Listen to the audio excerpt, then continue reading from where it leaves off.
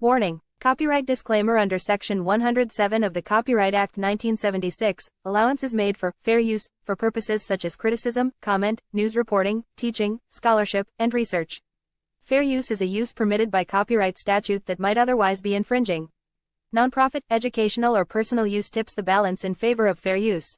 In this crooked game of power politics here in America, the Negro, namely the race problem, integration, civil rights issue, are all nothing but tools used by the whites who call themselves liberals against another group of whites who call themselves conservatives, either to get into power or to retain power. Among whites here in America, the political teams are no longer divided into Democrats and Republicans. The whites who are now struggling for control of the American political throne are divided into liberal and conservative camps. The white liberals from both parties cross party lines to work together toward the same goal, and white conservatives from both parties do likewise. The white liberal differs from the white conservative only in one way. The liberal is more deceitful, more hypocritical than the conservative. Both want power, but the white liberal is the one who has perfected the art of posing as the Negro's friend and benefactor. And by winning the friendship and support of the Negro, the white liberal is able to use the Negro as a pawn or a weapon in this political football game that is constantly raging between the white liberals and the white conservatives.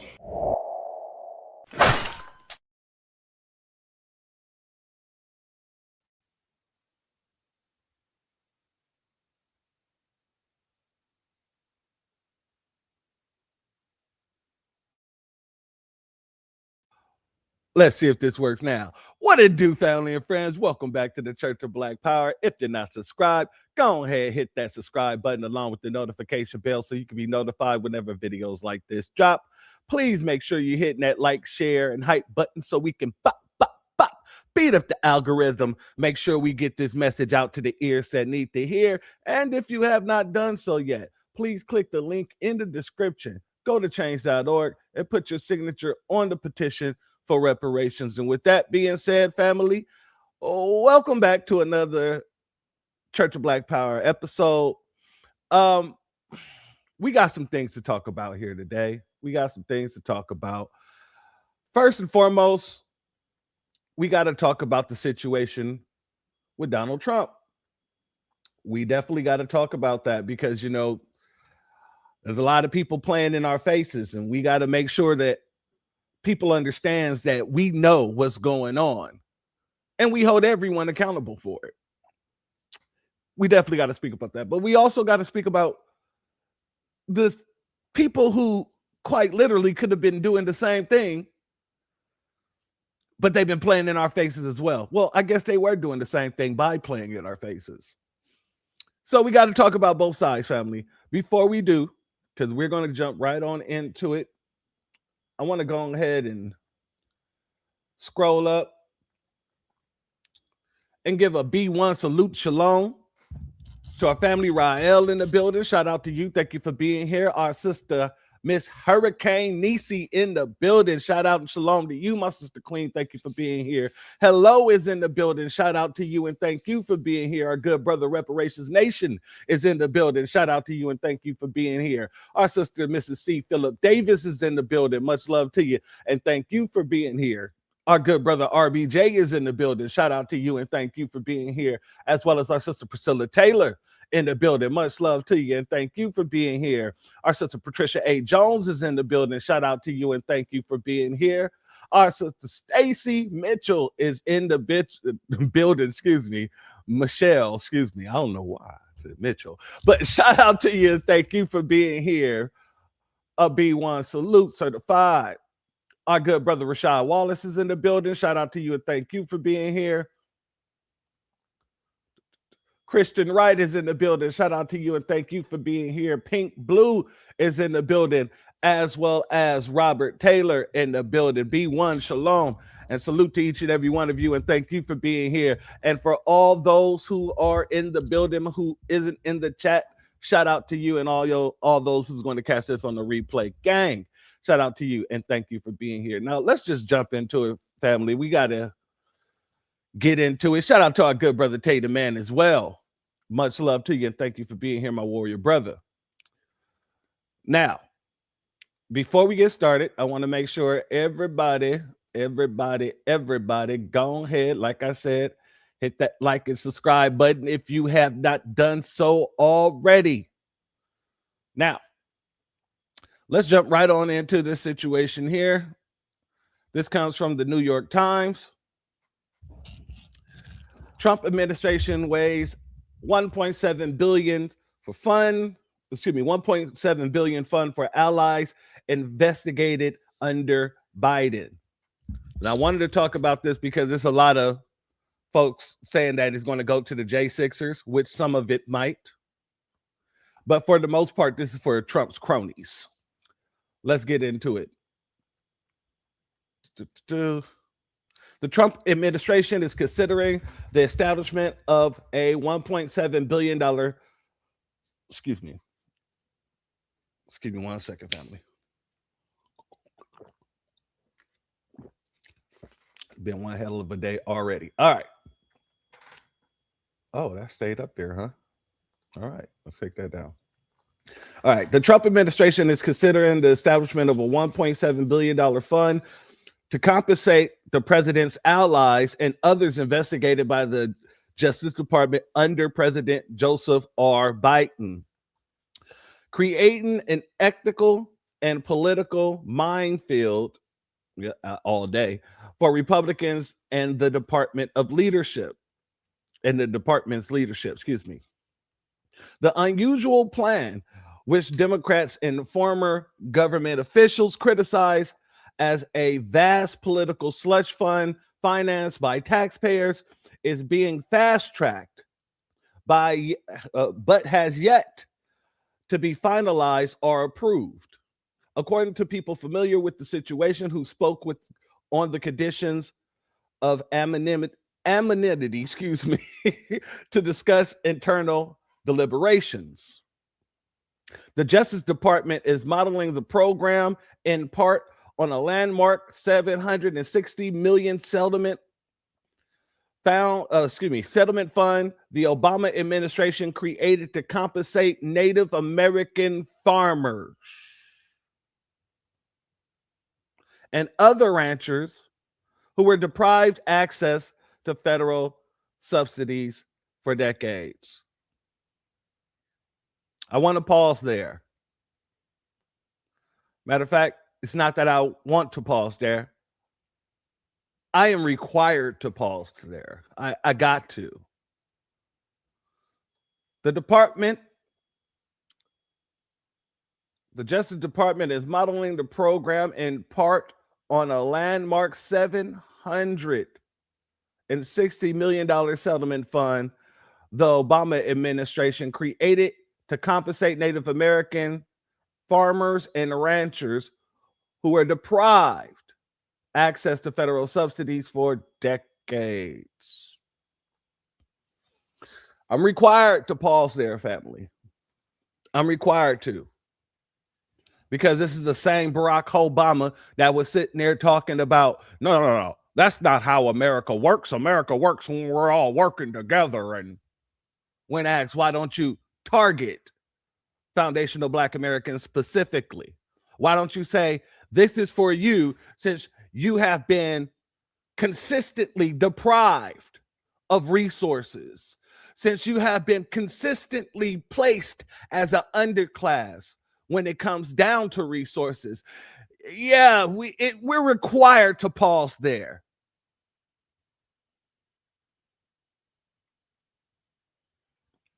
One of those people said, payments in that settlement came from the Judgment Fund. We're going to dive a little bit deeper into the Judgment Fund in just a bit. You know, I've spoken about this for years, as well as maybe two other people that I know have spoken about the Judgment Fund, and that's Jason Black and our good brother Greg Marcel Dixon. Excuse me, burping all kind of water up.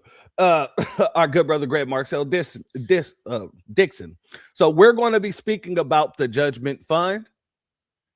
Just put a pin in that. We will get back to it. Shout out to Ya Rules in the building.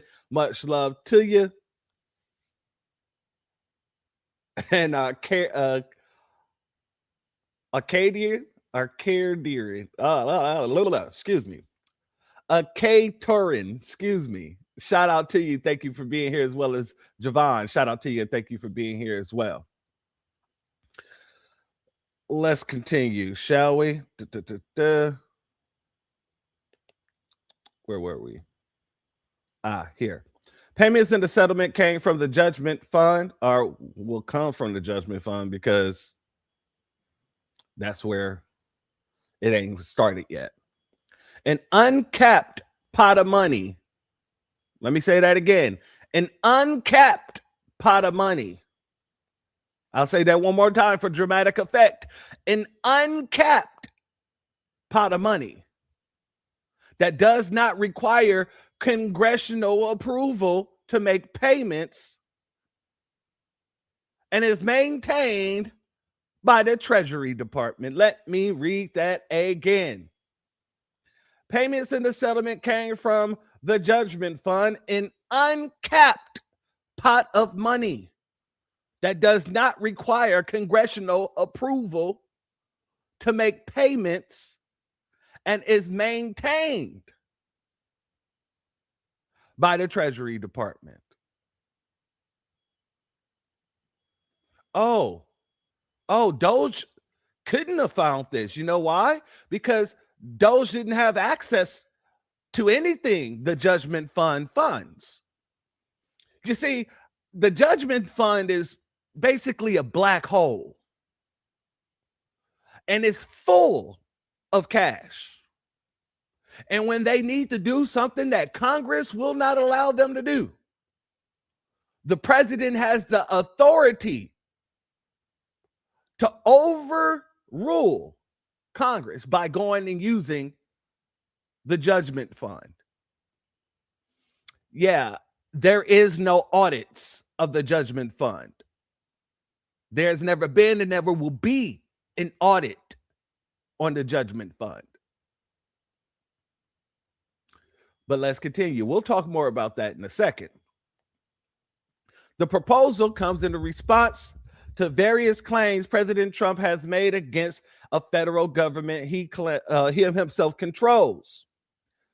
He has sought compensation for the leak of his tax returns during the first term, as well as investigations into the handling of classified documents after he left office and into his 2016 campaign's potential ties to Russia.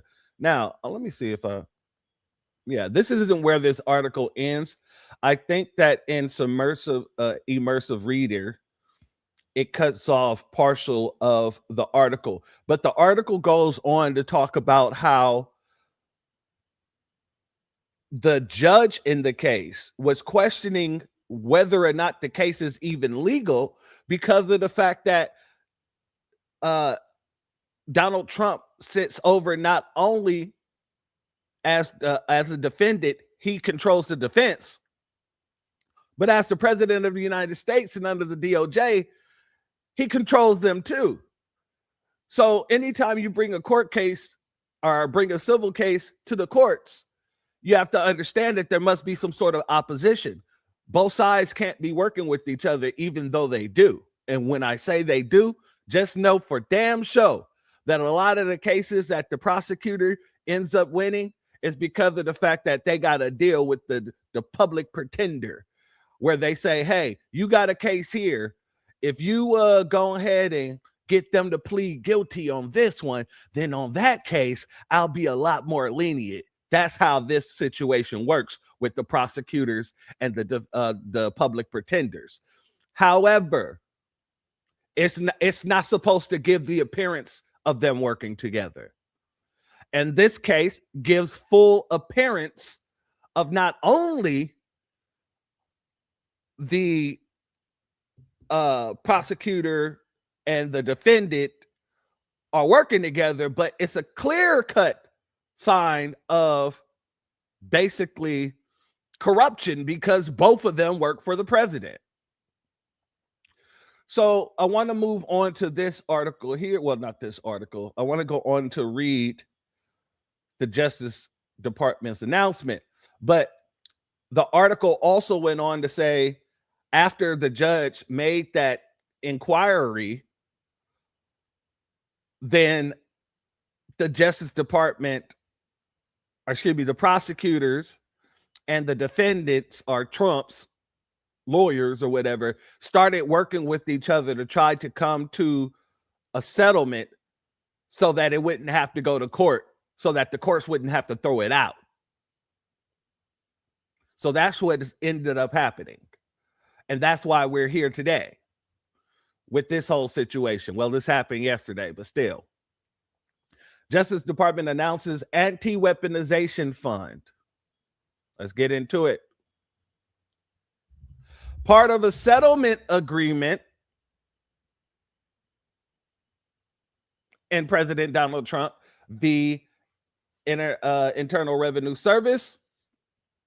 And I made sure to let you guys know that they rushed to get that settlement done because they mentioned the settlement here too. I'm sorry, I said this happened yesterday. It happened 2 days ago, excuse me. The U.S. Department of Justice today announced that as a part of a settlement agreement in President Donald Trump versus Internal Revenue Service, the Attorney General established the Anti-Weaponization Fund to provide a systematic process to hear and redress claims of others who suffered weaponization and lawfare. The plaintiffs in the case, President Donald J. Trump, Donald J. Trump Jr., Eric Trump, and the Trump Organization, LLC, filed suits against the Treasury and IRS in Southern District of Florida federal court following the leak of their tax returns. Per the settlement, plaintiffs will receive a formal apology, but no monetary payments or damages of any kind. Let me say that again. Per the settlement, plaintiffs will receive a formal apology, but no monetary payment or damages of any kind. So where is all the money going to go? Yeah, ponder that for a second while we continue. They have agreed in exchange for the creation of this fund to drop their pending lawsuits with prejudice and also withdraw 2 administrative claims, including for damages resulting from the unlawful raid of Mar-a-Lago and the Russian collusion hoax. The machinery of the government, should never be weaponized against any American. And it is this department's intention to make right the wrongs that were previously done while ensuring this never happens again, said Acting Attorney General Ted Blanche. Okay. As part of this settlement, we are setting up a lawful process for victims of lawfare and weaponization to be heard and seek redress. There have been no other victims more than foundational Black Americans of weaponized lawfare. So that should apply to us too, right? I'm just saying. Let's just continue. The use of government powers to target individuals or entities for improper and unlawful political, personal, or ideological reasons should not be tolerated by any administration, said Principal Associate Deputy Attorney General Trent McCotter. The fund will have the power to issue formal apologies and monetary relief owned to claimants. Submissions of the claim is voluntary. There is no partisan requirements to file a claim. Sounds good. Any money left when the fund ceases operations will revert to the federal government. The fund will receive $1.7 billion, $760,000.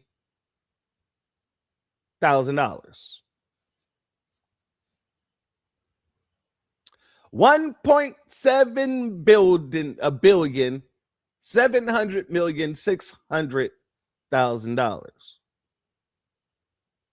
and will come from the judgment fund, which is a perpetual appropriation. A perpetual appropriation. Let me say that again for the people in the back. A perpetual appropriation, allowing the DOJ to settle and pay cases. On a quarterly basis, the fund shall send a report to the Attorney General outlining who has received relief and what form of relief was awarded.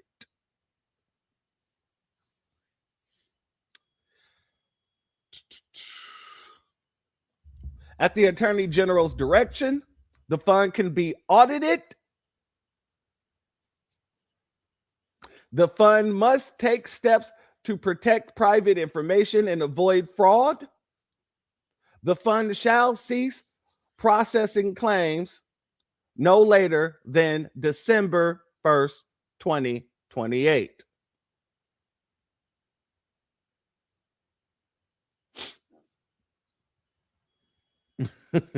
Miss Niecy said, should be the judgment, not the damn judgment fund. I understand. I'm with you. I am with you 100% firm.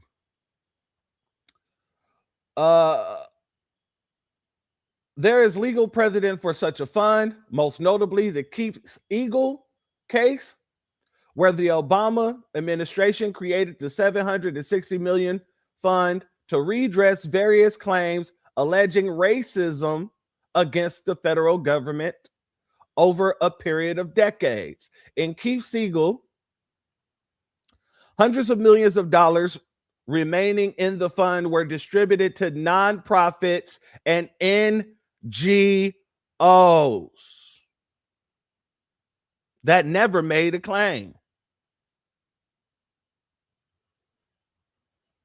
Hundreds of millions of dollars remaining in the fund were distributed to nonprofits and NGOs that never made a claim, while foundational Black Americans were sitting here struggling.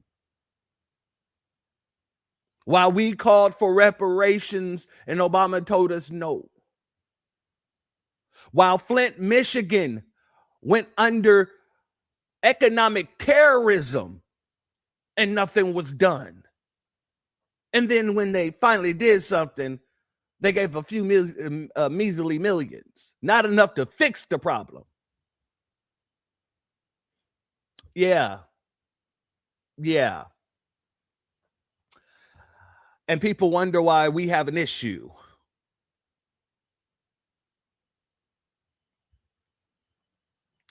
The Obama DOJ settled by putting $680 million from the judgment fund into a bank account for a single claim administrators to dole out. In Keeps Eagle, the remaining money, which ended up being over $300 million, was distributed to the entities that had not even submitted claims. The fund consists of 5 members appointees, appointed by the Attorney General. One member will choose. One member will be chosen in God dang, I don't know what's wrong with me today. One member will be chosen in consultation with congressional leadership.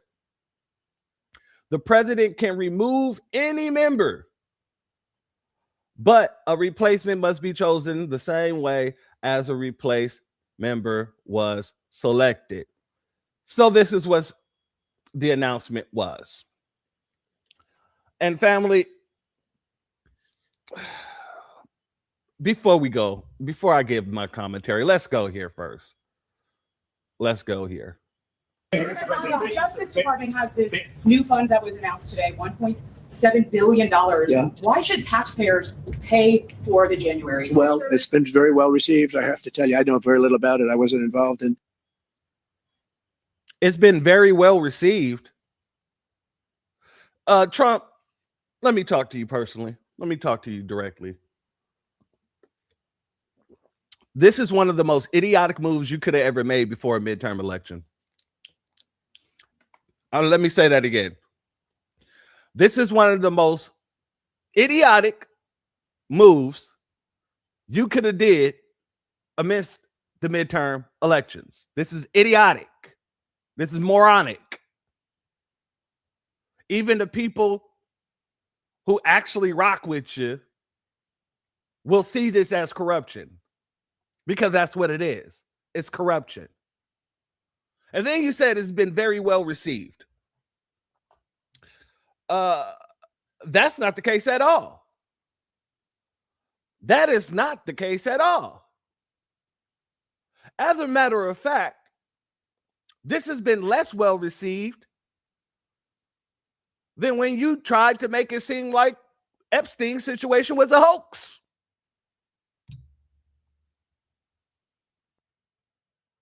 Let's be very, very, very clear about this. Yeah, Ms. Niecy, I'm with you. I know. Narcissistic imbecile. I get it. I get it. But you can't be this damn stupid. You can't be this damn stupid. You basically just handed over the House to the Democrats. You might as well. You might as well have put it in the box, gift wrapped it, put a nice little bow around it. You might as well. Right now, you got to hope to God that the Democrats continue to be the dumb people that they are and continue to just, we shall overcome through this damn election. That is your only hope.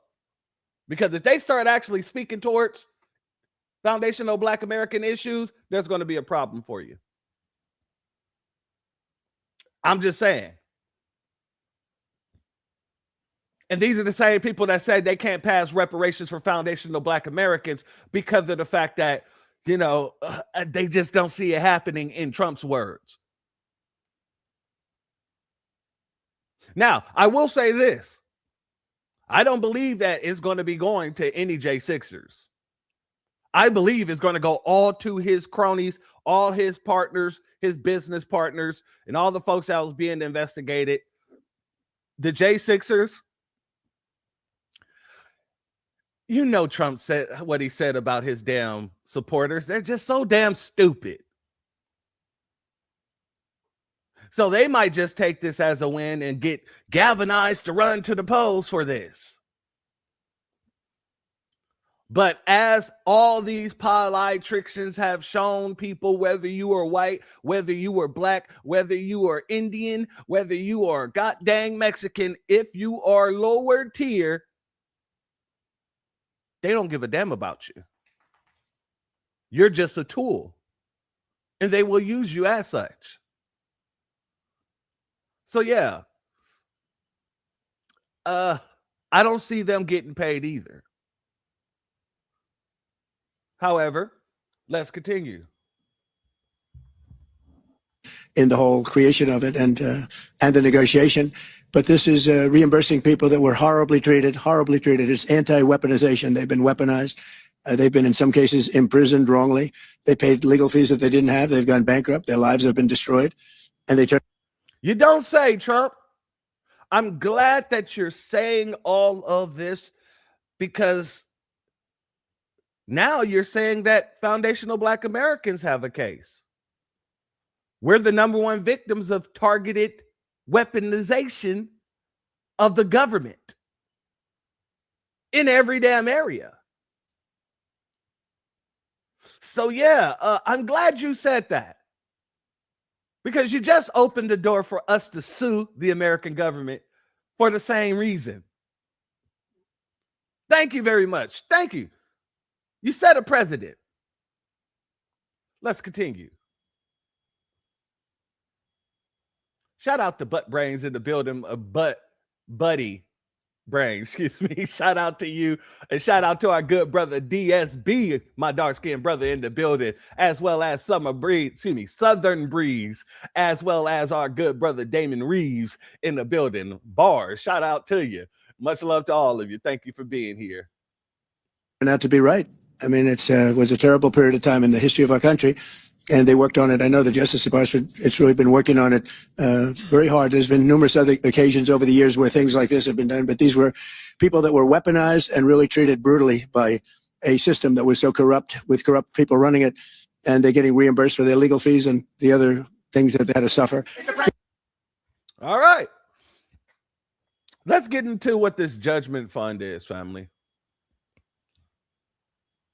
So this is from the Bureau of Fiscal Service. We got to get into the judgment fund. Now, what is the judgment fund? The judgment fund is a permanent,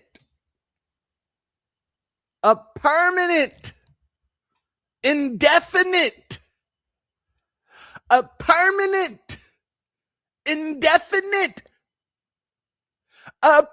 I'm saying it over and over again for all the people in the back that keep on asking the question, where will reparations come from?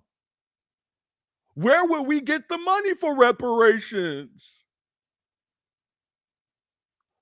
Oh, no, reparations would bankrupt America. A permanent, indefinite appropriation available to pay final money judgments and awards against the United States. Oh, it's Beauty with Brains. Okay, shout out to Beauty with Brains. You got to spell it all out there, you know. Shout out to you, my warrior sister. Thank you for being here, as well as A. Jones in the building. Shout out to you, my warrior brother. Thank you for being here as well. Exactly. I think we found our answer. And this is why people such as myself, people such as our good brother Greg Marcel Dixon, our good brother Black Alpha, our good brother Afro Elite, our brother Tariq, Jason Black, Vicky Dillard, Lisa Cabrera, Torian Reigns. This is why we all go so hard with the reparations conversation. And this is why we don't allow them to try to bring us these nonsensical talking points, these excuses, and this bullcrap rhetoric that America is going to topple over if we're paid what's owed to us. And they have, say it with me now, they have a permanent, indefinite appropriation available to pay final money judgments and awards against the United States.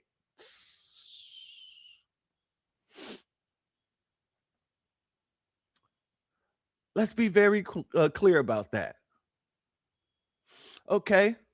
The judgment fund is also available to pay compromise settlements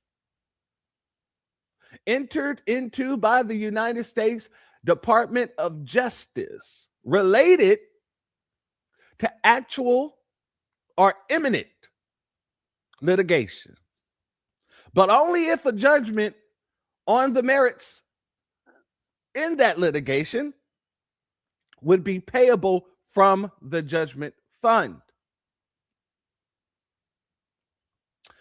What is the statutory authority for judgment fund? The law creating the judgment fund has been codified as 31 USC 1304. All right. Does the judgment fund pay all awards for judgments and settlements against the United States? No. The judgment fund may not be used to pay an award if another source of funds is legally available to make that payment. So, this shouldn't even be going through. And the only thing that should be going through or should be getting paid out of the judgment fund, according to what they say, is reparations, because the funds isn't there for it. Or so they say. Or so they say. Cook with me, family. Cook with me. How much money does a judgment fund pay out in a typical year? The amounts paid by the judgment fund can vary significantly from year to year, making it difficult to define a typical annual amount. Historical payments data by fiscal year is available on the search page, beginning with fiscal year 2006. Okay, let's take a look at that, shall we? Let's go ahead and click this for a hot second. All right, no problem. We're going to go to a new page here. All right, it took us to a new page. All right, let's see here. We're here. Let's see.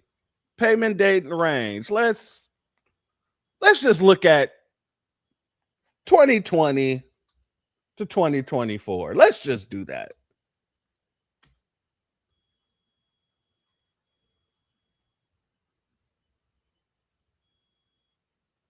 Ah, okay.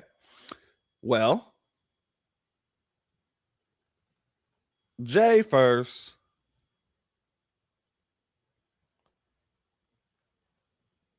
$2020.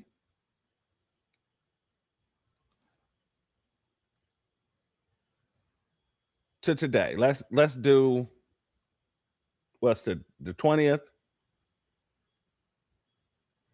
Okay, December then. Well.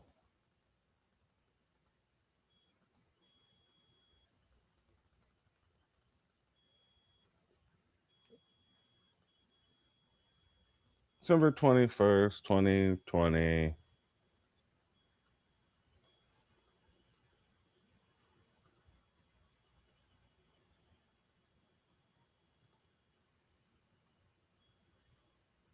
Generate. Come on.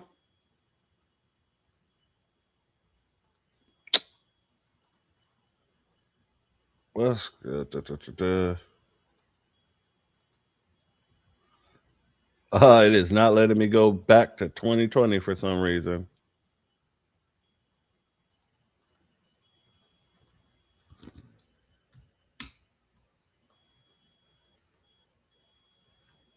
$2024.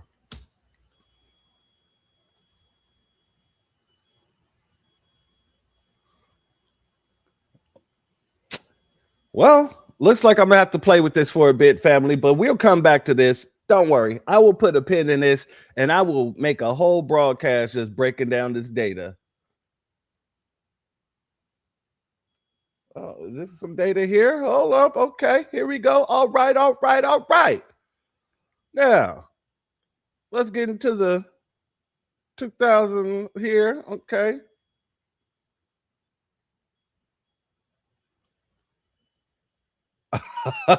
It's an Excel form. I can't even do the Excel. All right. I'll go through this and we'll talk about this at a later date.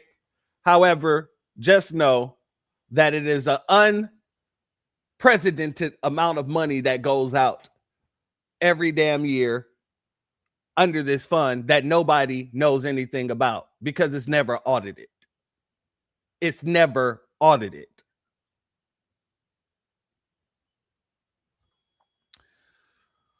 I want to go here real quick because the family made a clip and I agree with it 100% fold.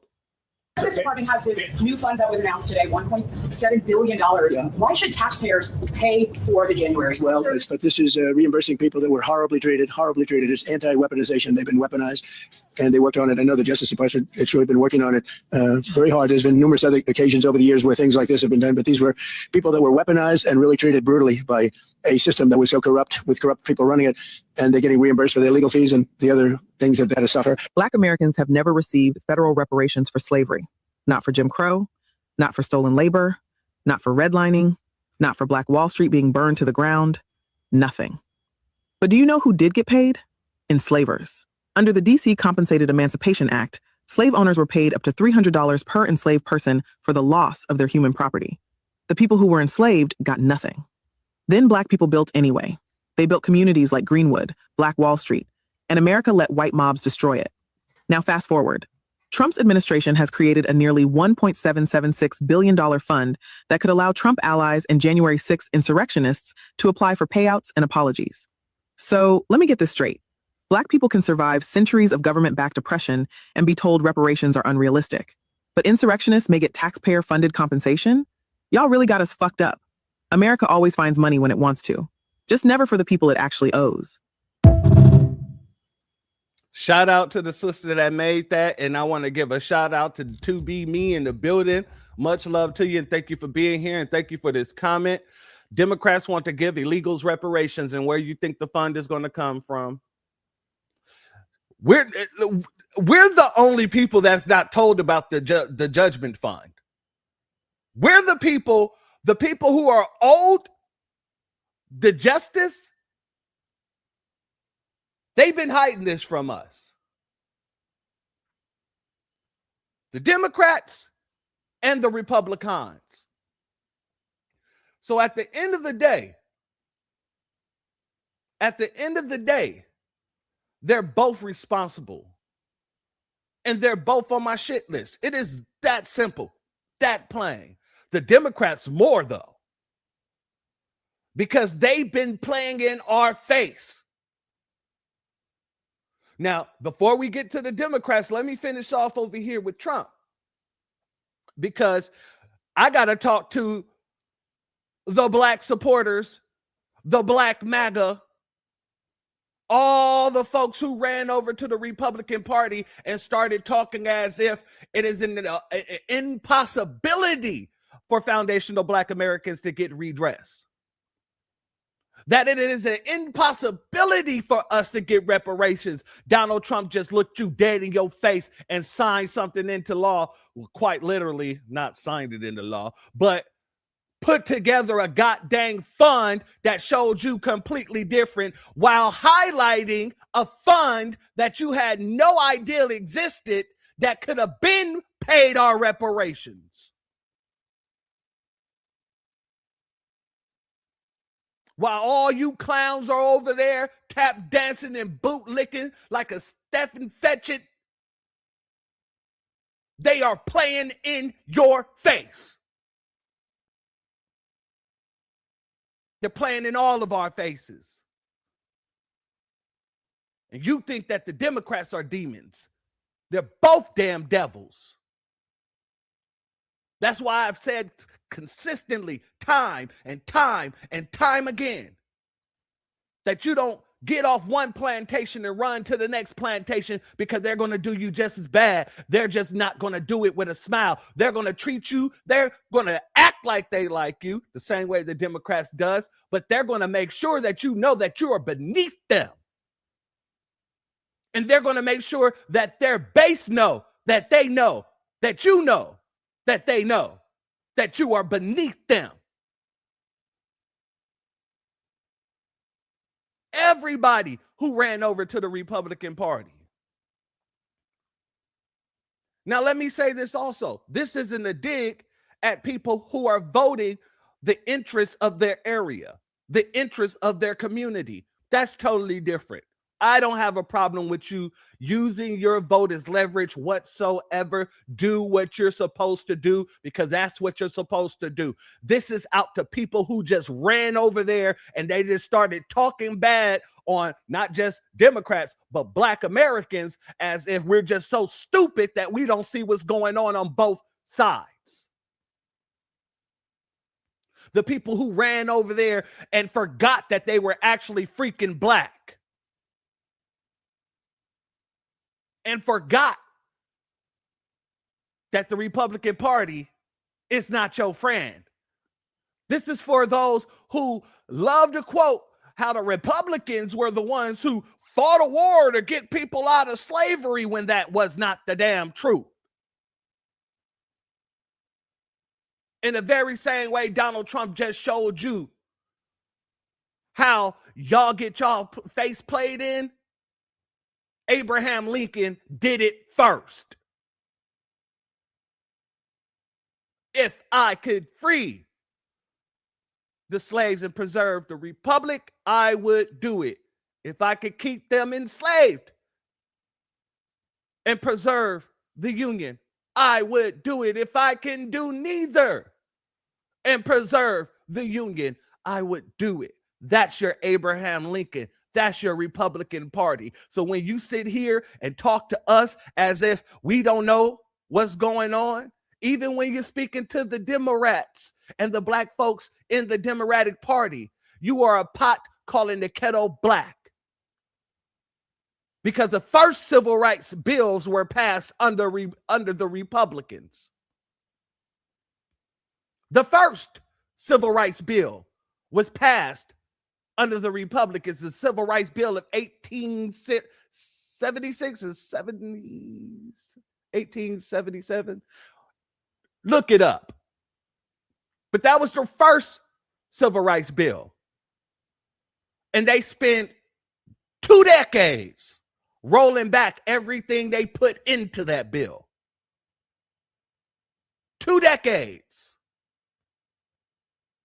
In the very same way that the Democratic Party signed a civil rights bill and spent 60 years giving all of our rights to a bunch of immigrants and different people. All of you need to get it together.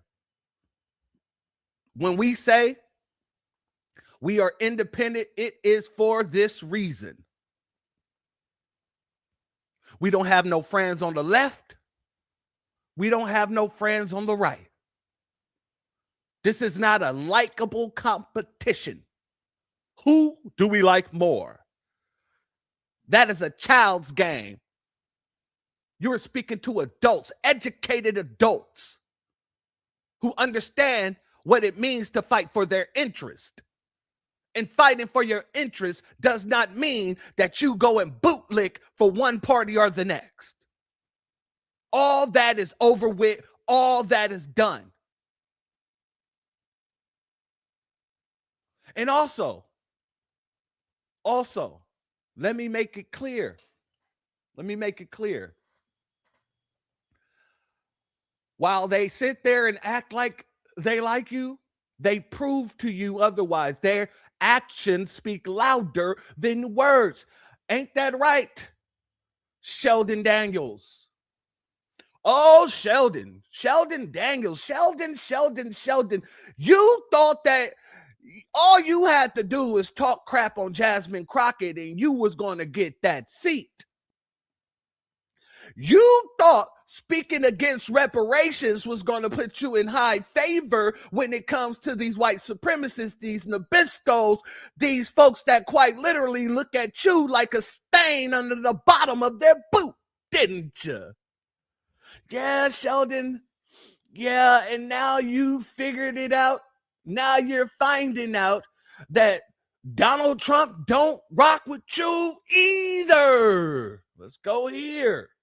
The call I got is, I stated, was from my campaign manager. He said, well, Nate Morris has dropped out. I said, oh, okay. And then he said, and he's endorsed Andy Barr, and President Trump has endorsed Andy Barr. And I said, well, that seems like an interesting sort of turn of events in terms of, just how quickly that came together. Again, these two guys had been fighting each other for 10 months, and then all of a sudden How many times do I have to tell you? You're black, they're white. This ain't hockey. All right. So I told you there's going to be some people here. The call I got is, I stated, was. Now, I want you guys to pay close attention to what this man in the back does here. Because to him and everybody in the crowd, this is a shocker. People are just, oh my God, Donald Trump endorsed somebody else. I thought that he was going to endorse you, Sheldon. Oh my God, Sheldon, the sky is falling because Trump didn't endorse you. When people in the black grassroots, we already knew. We already knew. Exactly, yeah. Byron Donalds is next.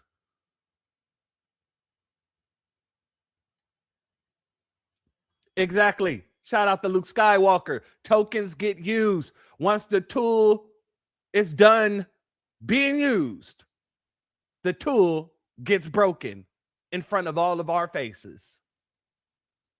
Now I'm going to run this back once again, family, and I want you to pay attention to the Nabisco in the back right there and how he gets all giddy once he gets all miserable, once he becomes miserable in saying Donald Trump endorses someone else. The call I got is, I stated, was from my campaign manager. He said, well, Nate Morris has dropped out. I said, oh, okay. And then he said, and he's endorsed Andy Barr, and President Trump has endorsed Andy Barr. And I said, well, that seems like an interesting sort of turn of events in terms of. Look how he went from a straight face to a Kool-Aid smile. That's an interesting turn of events. And he laughed because it isn't an interesting turn of events for him. He already knew what was going to happen in the very same way that we already knew what was going to happen, because we're ahead of the curve and everybody else is 5 or 6 blocks behind us trying to catch up. Oh, yeah.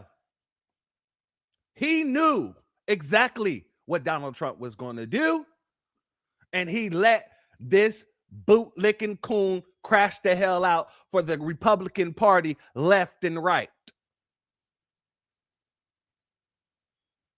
Oh, you didn't already use all the talking points that they needed you to use. You already didn't use your blackness against reparations. You already didn't spoke out against Jasmine Crockpot. And now she's out, and guess what? You are too.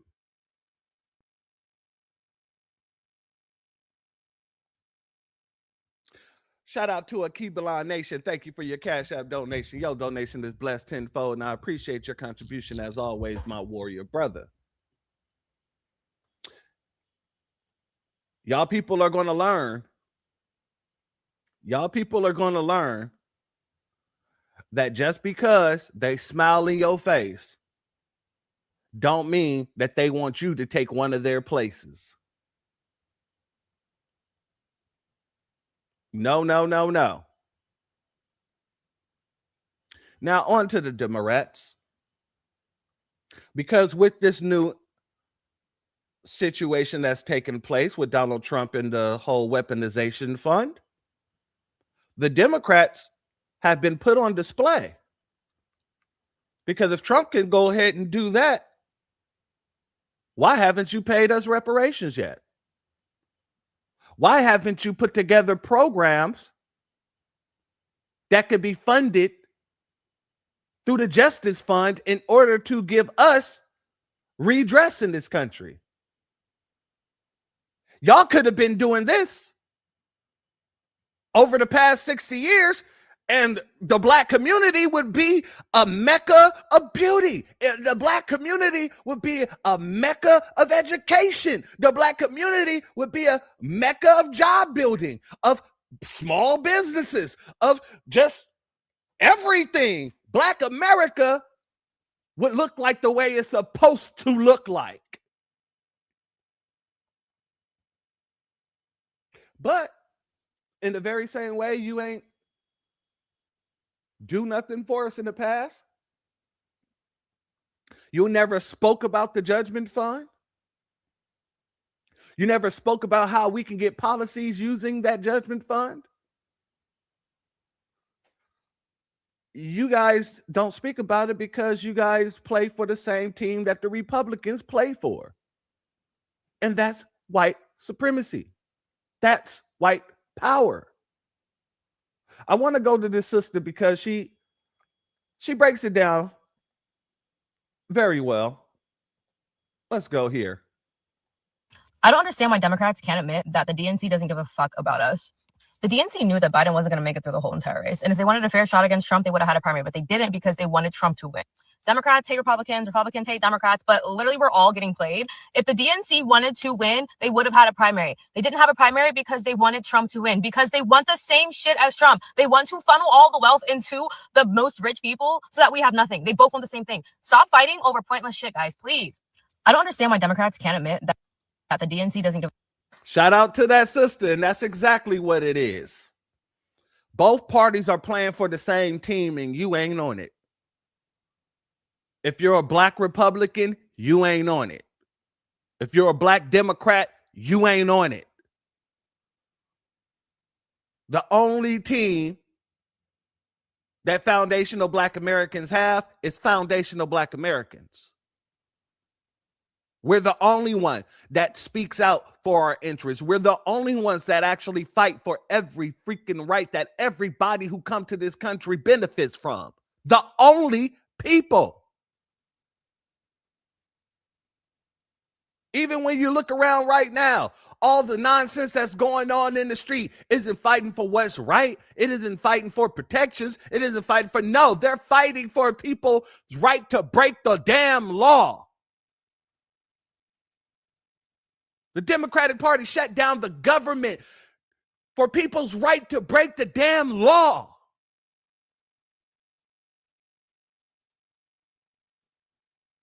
It could be all so simple.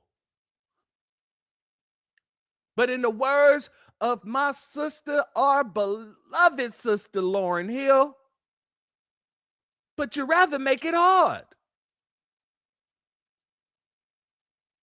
And since you rather make it hard, guess what? We make sure that you don't get nothing from us. It's that simple. So let's get over here to the DNC, shall we? Because I know you guys all heard about the situation with the NAACP coming out urging black athletes to not attend any of the SEC schools, to not make that money, because that's basically what they're asking them to do. They're asking them to sacrifice their living ability, their ability to make a livable wage that can change the lives of their families in order to save their seats. Let me say that again, because I don't think it's sinking in for everybody. I want to make sure that this sinks in. They are asking black athletes, college students, to not attend these schools that will pay them as a student athlete hundreds of thousands of dollars that could change not just their lives, but the lives of their families in order to save their seats that they use to ignore foundational black Americans. This is the foolery that we're dealing with, the tomfoolery.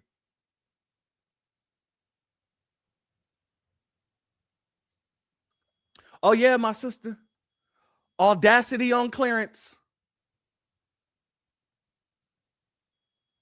Exactly. College students have nothing to do with politics.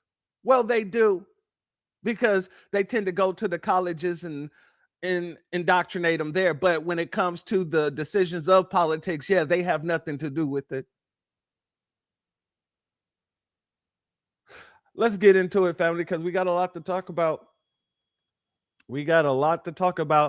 NAACP calls on black athletes and fans to withhold athletic and financial support of public schools in states attacking black voting rights. The NAACP today has launched the Out of Bounds campaign, a national call for black athlete families, friends, alumni, and consumers to withhold athletic and financial support from public universities in states that have moved to limit, weaken, or erase black voting representation in the wake of the Supreme Court 6-3 ruling in Louisiana v. Calais,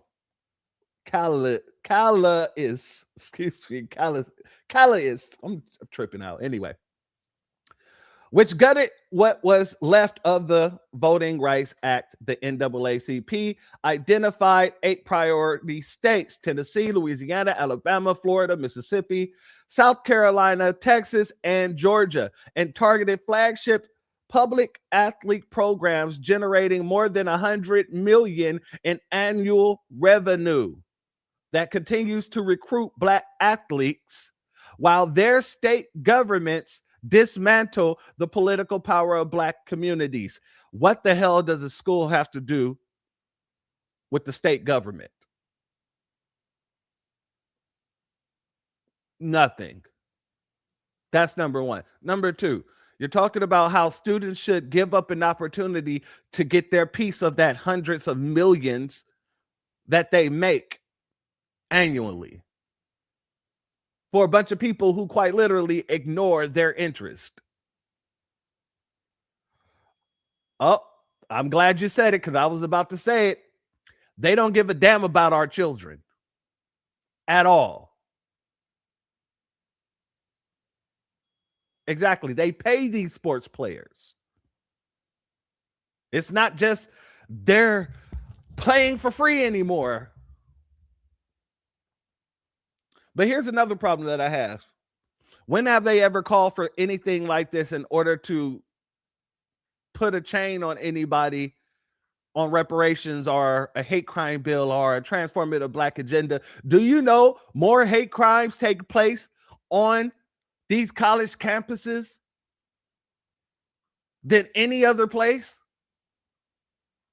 So it would make more sense that the NAACP would call for colleges, or people to stop supporting these colleges until we get a national hate crime bill.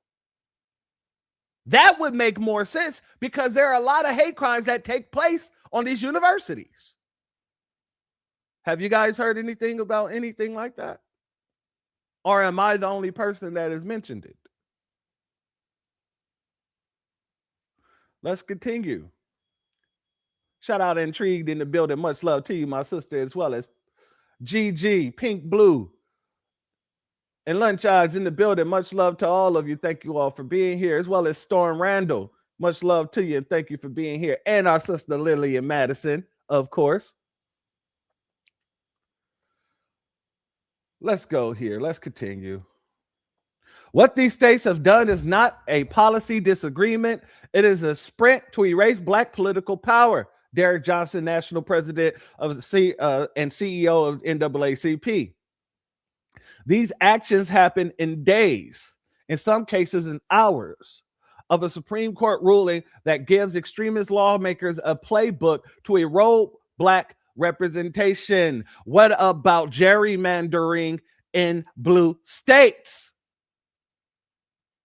Derek? What about gentrification of black voters? Derek?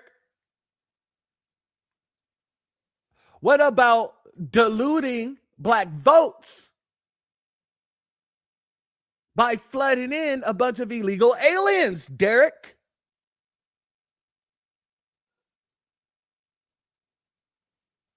You see, the gameplay that you guys have played has sunk you, sunk your battleship, sunk it all.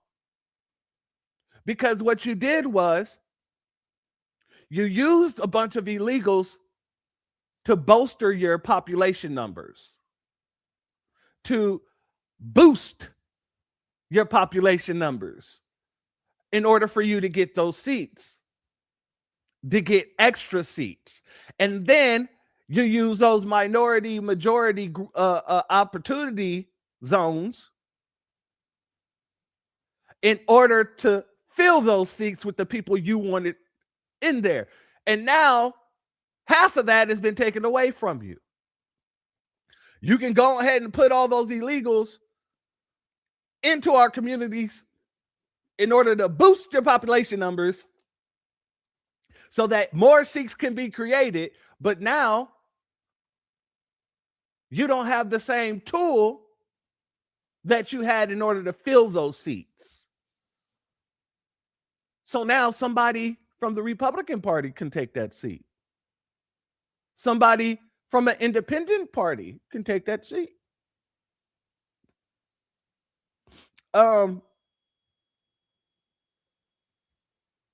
Yeah. You're mad your chickens have come home to roost. Exactly, Gigi. Those fools didn't bet on black. And you know what they say, when you go to Vegas, you always bet on black. But I say more specifically, regardless of Vegas or not, you always bet on black. And more specifically than that, you always bet on foundational black.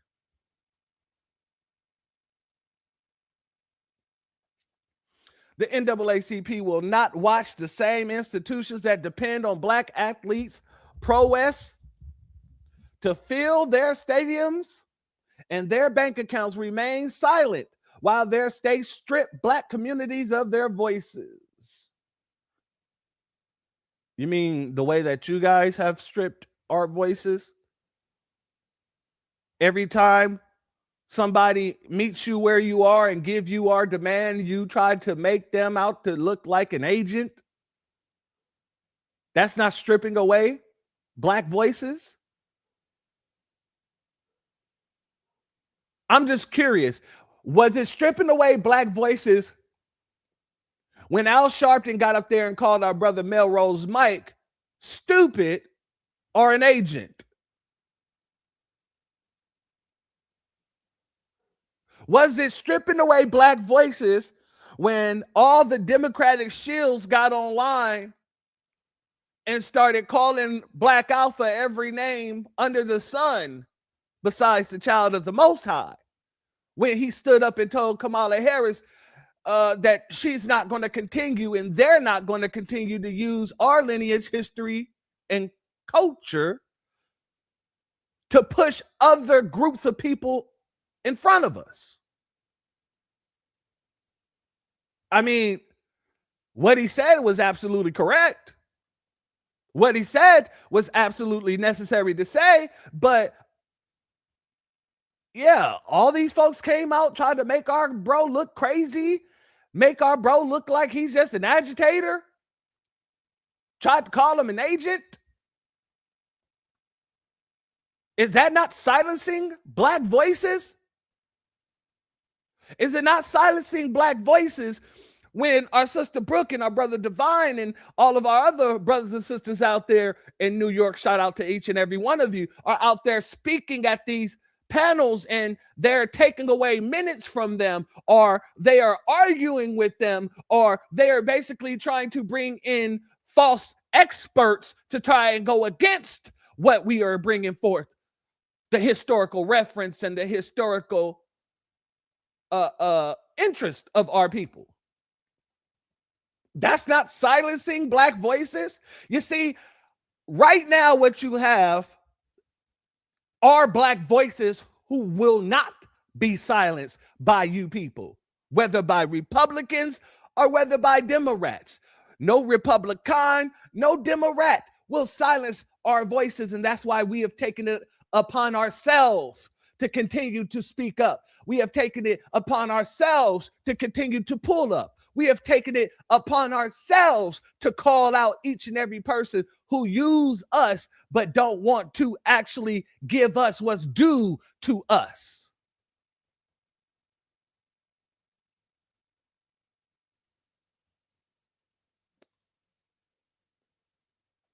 Out of bounds is our answer. We are naming the contradictions.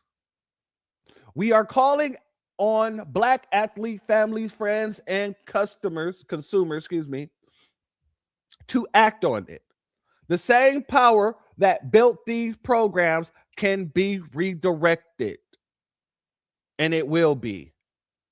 The economic stake of this campaign are significant.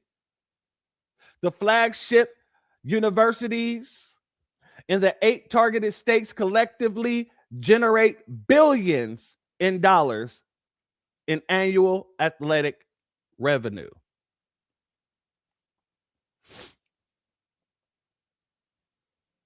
Again, so Black American children should sacrifice their piece of the pie that they worked hard for, trained hard for since they were however old, fought to get through high school, to get to a certain level, and now you're telling them, oh, don't take the piece of the pie.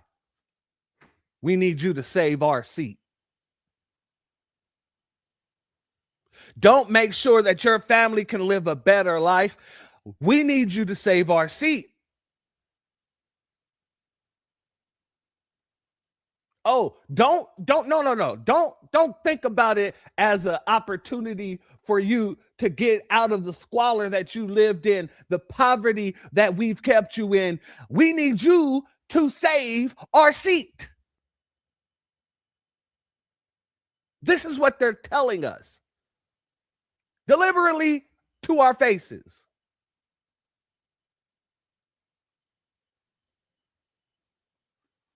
Shout out the family trio in the building. Much love to you, and thank you for being here, as well as our sister Quay, Aquarius Minded in the building, as well as our good brother, Mr. Know-It-All, Patricia A. Jones, in case I ain't give you a salute to my good sister, and our good brother John Son in the building. God dang it. Shout out to our sister Black Rose as well.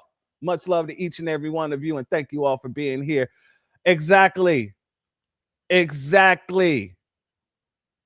Shout out to you, Sherrison. I appreciate you. Thank you for being here. Diabolical. It is diabolical. And you know, the NAACP got on their little Twitter and made sure to do their little thing here. 1.6 million people saw it. The NAACP is taking a stand. Today, we launched the Out of Bounds campaign, a national call to action for Black athletes, families, fans, and allies. In response to the state erasing Black voting representation after the Supreme Court's Louisiana decision versus Colossus decision, we are demanding accountability. Out of bounds is our answer. We are naming the contradictions, and we're calling on Black athlete, family, fans, and consumers to act on it. The same power that built these programs can be redirected. All right. Hey. Thank you. Oh, brother. Someone, please. Oh, man. Well, damn, tell me how you really feel. Shout out to Storm Randall for this one. God, Lee. Say it simple and plain. Make it plain, my brother. Make it plain. Let's go here. Because, you know, it wouldn't be a Democratic call to action unless they had a god dang news, you know what it's called. Let's get into it. Well, good afternoon, everyone. Let me thank Chairwoman Yvette Clarke for her tremendous leadership and for convening us today alongside NAACP President Derek Johnson. We're so thankful. President Johnson, for your leadership, for your courage, for your strength in this unprecedented moment of attack. And it's an honor to stand with members of the Congressional Black Caucus, as well as former athletes committed to this cause in getting this egregious situation turned around. This is an unprecedented moment featuring an unprecedented attack on Black political representation, and therefore it requires an unprecedented response. That's right. We are here standing in solidarity with the NAACP and its call for athletes to boycott institutions within the SEC that belong to states that have unleashed these Jim Crow-like racially oppressive tactics, which is unacceptable, unconscionable, and un-American. And we believe that the silence of these institutions is complicity, right. And we will not stand for it. At the same period of time, the Congressional Black Caucus strongly and uniformly opposed the so-called SCORE Act, resulting in Republicans having to pull the SCORE Act from the floor. And we will continue to oppose it. We will continue to stand with the NAACP in encouraging athletes in our community to look elsewhere until these racially gerrymandered maps in the South are reversed, buried in the ground, never to rise again. Why are you calling on Black athletes? Why aren't you calling on Asians?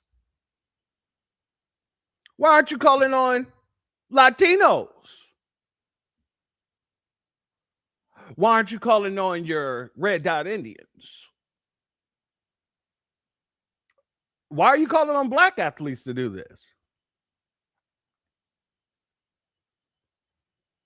Y'all made it clear that you have nothing to say for us, but yet you want us to come out and you want our children to sit out just to save your seat.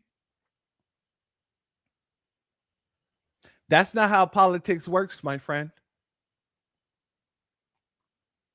That is not how politics work.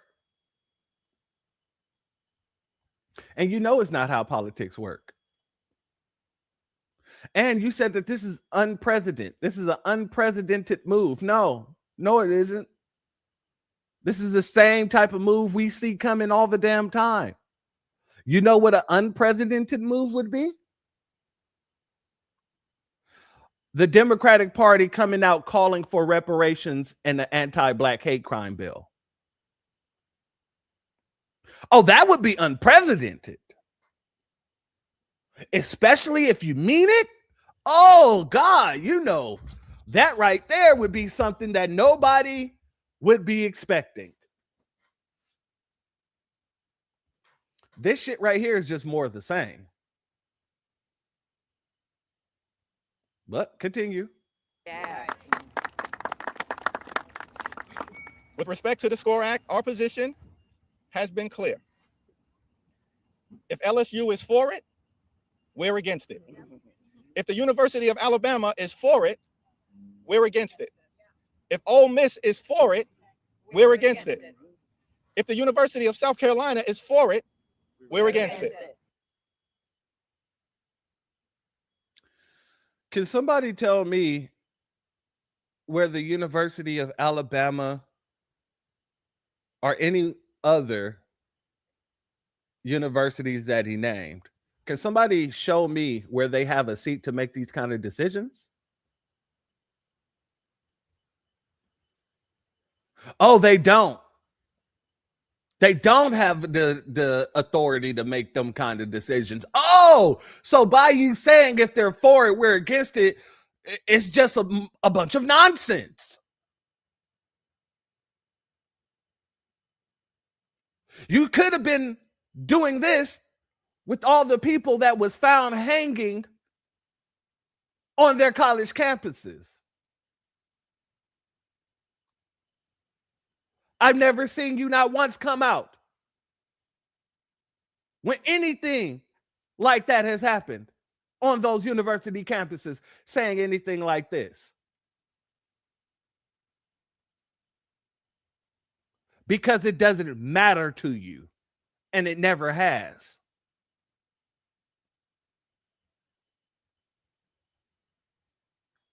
If the University of Tennessee is for it, we're against it. And if the SEC schools are for it, we are against it. And we will continue to stand against it because we're standing on the side of liberty and justice for all. And that's your problem. You're standing on the side of liberty and justice for all. Like this is the Pledge of Allegiance. Instead of standing for the liberties of your constituents, your number one core base, the people who put you in office and can keep you in the office. Instead of standing for justice for the people that can put you in the office and keep you in the office, you would stand for liberty and justice for all when all of those people aren't going to vote for you, are they? Are all of those people going to vote for them? I don't think so. This is why the Democratic Party is where it is today. Because all of those people didn't vote for them. And since we didn't vote for them, they lost the elections. Let's be very clear about that. We give a B1 salute to our good brother Black Truth United in the building. Much love to you, my warrior brother. Silence in this moment is complicity. The African-American journey in this country has been characterized by moments of progress followed by moments of backlash. We had the progress of emancipation and Reconstruction followed by the backlash of Jim Crow. We had the progress of the Civil Rights Movement followed by the backlash of mass incarceration. All of which done by Democrats. Woodrow Wilson, a Democrat, kicked off the whole situation with Jim Crow.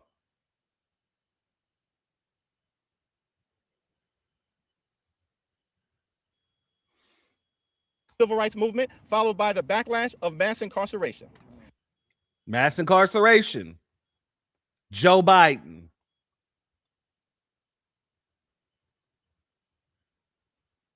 So Jim Crow, mass incarceration, both done by Democrats. And yo dumbass keep bringing it up as if it's always been a Republican ploy. Okay, continue. We had the progress of Barack Obama's election and the rise of a multi-racial democracy, followed by the election of Agent Orange. The rise of Barack Obama's election.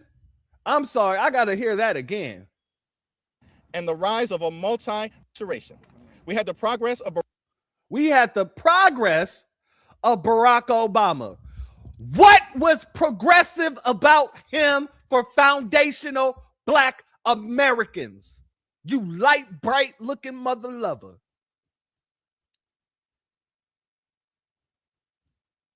What? You can't name me one damn thing. I just read a little bit earlier in this broadcast what he did for other people. $740 million for quote unquote Native Americans, so-called Native Americans. And then gave the remaining $300 million to a bunch of NGOs. What did Obama do that was progressive for Black Americans? See, this is what I'm saying. These people right here, they're not just living in a psychosis. They're living outside of the realms of reality. They're disrespectful while trying to convince us that something has been done. Because bringing up Barack Obama as a progression and a multi-racial these folks here, dude, I swear. Okay, Most High, let me pull it back. Let me dial it back. Let's let them continue. Barack Obama's election and the rise of a multi-racial democracy, followed by the election of Agent Orange and the rise of MAGA extremism and Project 2025. Progress followed by backlash. And for us to get through this moment of backlash and usher in a new era of progress, as has been done by generations in the past, it's going to require character, it's going to require courage, and it's going to require conviction. This is a Bill Russell moment. That's right. It's a Muhammad Ali moment. That's right. And it's a Jackie Robinson moment. That's right. And we're going to stand together to make sure we bring about the type of country that the African American community deserves and that everyone in the United States of America deserves. And so if you believe in a multiracial democracy, join us. I don't give a damn about a multiracial democracy. I do not. I truly don't. I don't. I need everybody who is under the Democratic spell to hear me when I say this. I don't care about a multiracial democracy because these other races don't give a damn about us. I don't.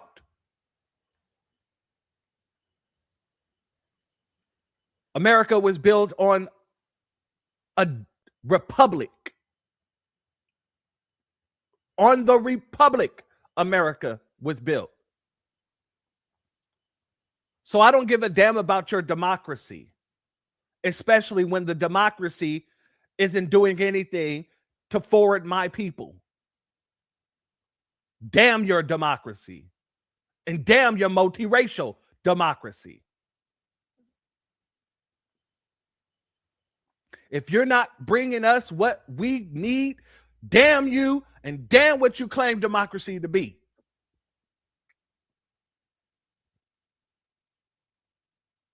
With all this going on, we ain't heard not one talk about a hate crime bill. With all this going on, we have not heard not nothing about reparations, not nothing about policies to benefit the Black community, not nothing. All you are doing is sitting here quite literally fear-mongering, thinking that's going to get you by. But all that's getting you is our hands saying bye. I'm looking like Ice Cube and Friday. Bye, Felicia.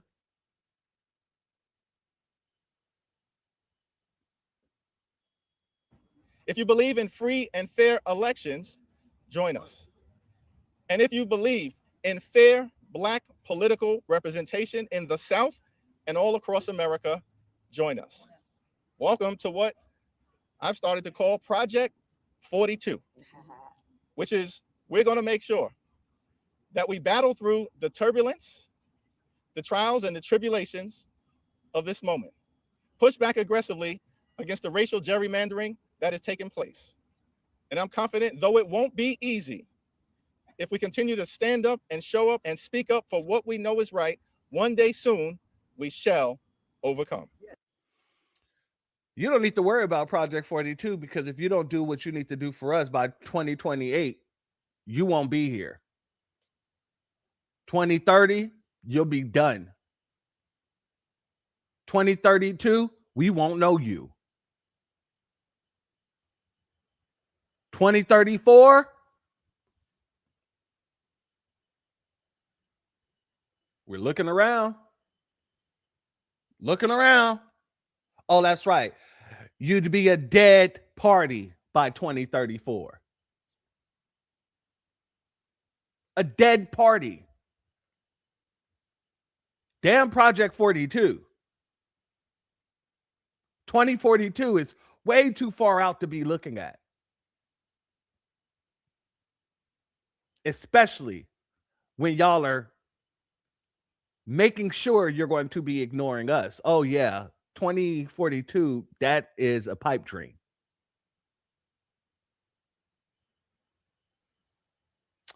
All right, let's go here, family.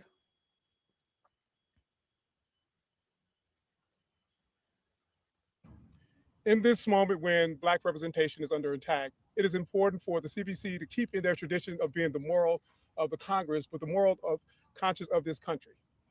No representation, no revenue, no one Black should be on a playing field of institutions that's living off of our labor, and yet in states that are seeking to reinstitute a sharecropping reality.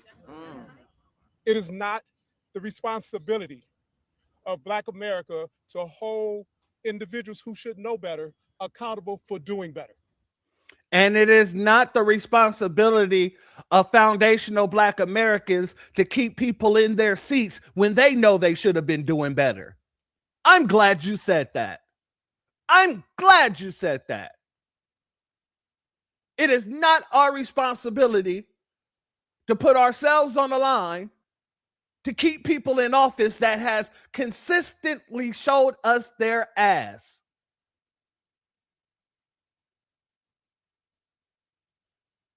It is not. So yeah, I'm glad you made sure to mention that. Thank you. So for everybody who heard that, that's his words, not mine.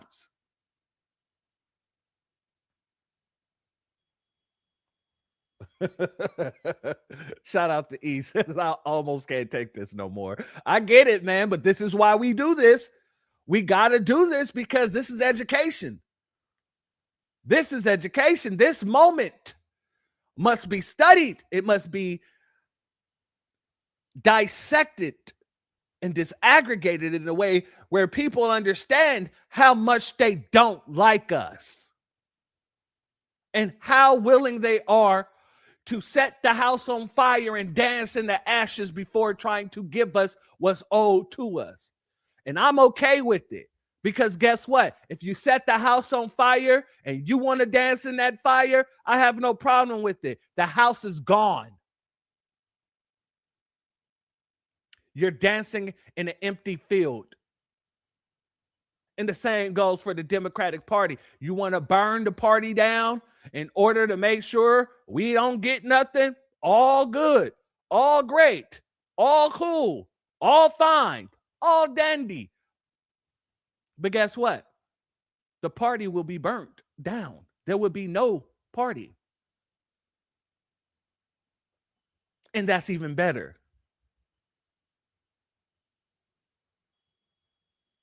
Shout out to A. Jones. Dislike for us is understood and duly noted. But understand the feeling is also mutual.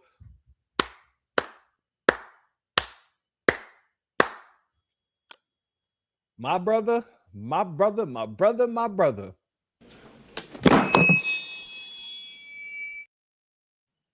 I agree with you 100% fold. Especially with the feeling being mutual. Our sister Intrigue said, we'll rebuild. We are builders. Exactly. All we know how to do is build. Let's continue.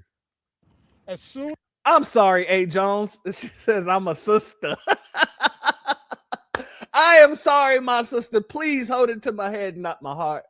Please hold it to my head, not my heart. Much love to you, my warrior sister. All right. Shout out. No more of this nonsense at all. Let's continue. As the United States Congress stand united to ensure our Constitution represent all of us, we will be a better nation as a result. NAACP this morning, in solidarity with the CBC, we are calling on athletes who are coming out of high school not to attend any state-funded schools of states that have moved to minimize our right to vote, to minimize our ability to elect candidates of our choice, and states that are seeking to create a sharecropping reality. Whether that state be Missouri or Mississippi, whether that state is South Carolina, Georgia, Alabama, Louisiana, Texas, or Florida. 55% of all African Americans live in the former Confederate South. But the 55% of us who live in the former Confederate South, we will not tolerate a Confederate mentality on our labor, on our ability to contribute, and our ability to be to have representation. In this moment, our democracy is in crisis. This is not about partisanship. This is about true representation. And for the NAACP, we will fight with all we have in solidarity with the Congressional Black Caucus to ensure that we have representation, or if we don't, we will withhold the talent that play on the football field or on the basketball court, be them men or female, in this moment. All right, family, I want you to put a pin in the fact that he wants you to save the CDC. I want you to put a pin in the fact that the CDC has connected with the NAACP in order to push this nonsense. Put a pin in that. We'll get back to it. But here he is on another broadcast.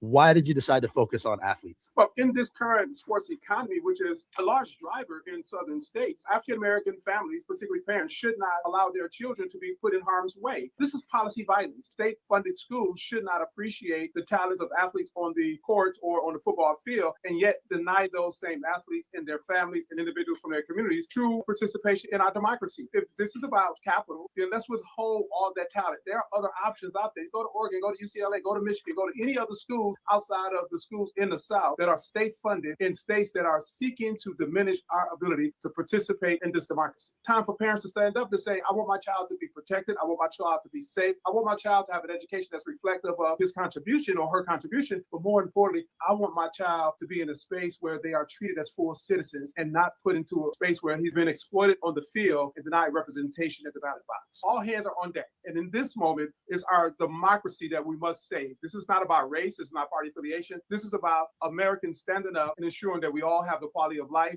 and equal protection under the law as guaranteed under the Constitution. All right. So, like I said, these folks are out here really trying to convince folks to give up their career, give up their livelihoods, give up everything they work so damn hard for in order to save them. Shout out to our good brother, dark-skinned brother in the building once again. He said, don't he know Mississippi is a red state? Good luck with the white supremacists here. It surely is, god dang it. Has the largest black population and is a red state. Oh, shout out to Mississippi. And Mississippi is a beautiful state too. I am not going to lie. It is a beautiful state. I want to go to our good brother, Brian Jehovah. Shout out to our good brother, Brian Jehovah. I'm going to let him shut this down.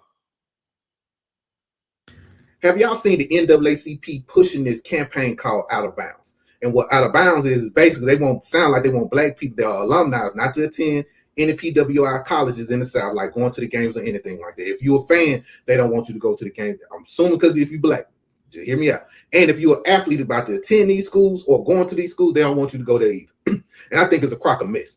Where was the NAACP at when this Chud the Builder guy in the South was causing havoc amongst black folks? Why did NAACP? Where were you at, NAACP? Where were you at?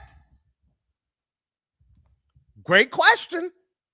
NAACP ain't speaking out on it. See, all the NAACP care about is what Democrat supporters and Democrat representatives, just the DNC think. You know what I'm saying? They want to push that on our young black athletes. Let me tell you something, young black athletes. Don't listen to the NAACP. They never listen to you.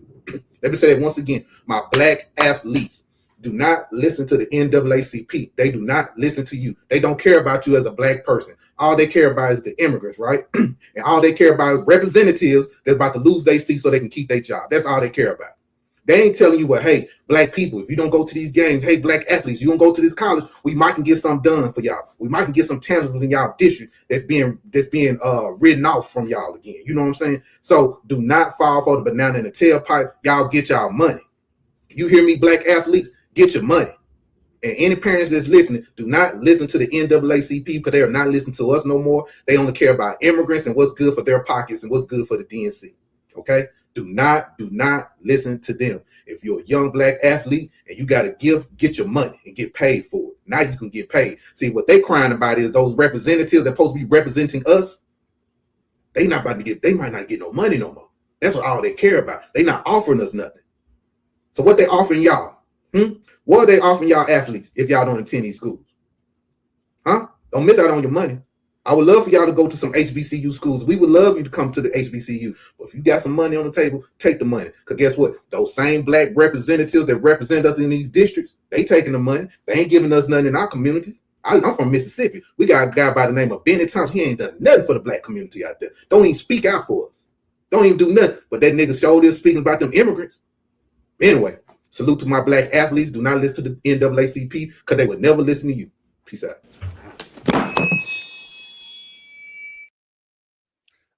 I also got to go ahead and do this as well, family. Give me 1 second. Let me go ahead and give a round of applause to our good brother.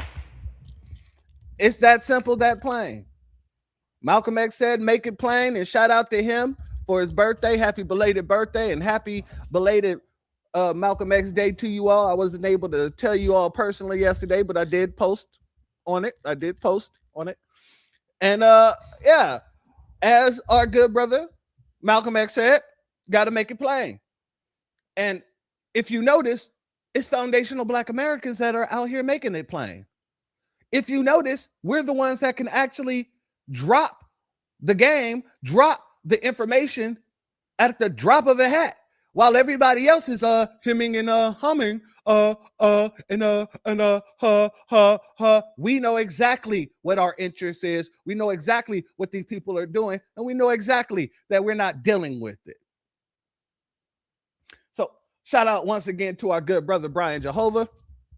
Now let's pull the pin out of the fact that he said that the CBC, in collaboration with the NAACP, wanted to push this whole out of bounds nonsense. And I asked the simple question, why are you talking to us? Why is it that the NAACP is all of a sudden blackity black? I remember this, family. Y'all tell me if you remember this. And to all the goddamn Democratic shills in the background, I want you to tell me if you remember this too. This came from the president, the branch president of the NAACP in Albuquerque. Message from the president.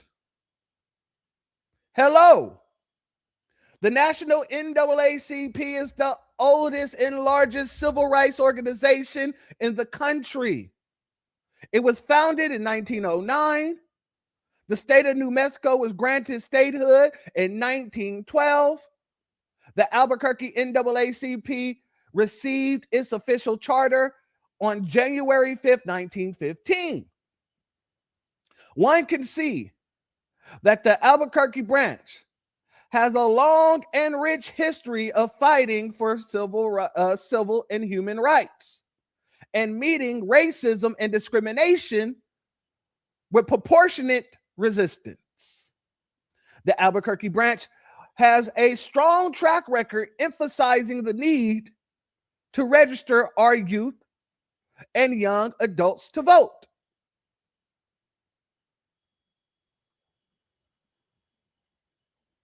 The Albuquerque branch has a strong track record emphasizing the need to register our youth and young adults to vote and get them out to vote.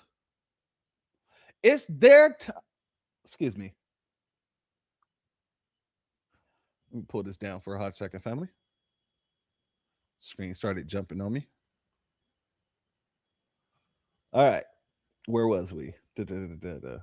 It's their time, and we should embrace their fire, passion, and leadership capabilities so they can become positive so they can become positive change agents. I am proud to be president. I will also represent this office with dignity and respect.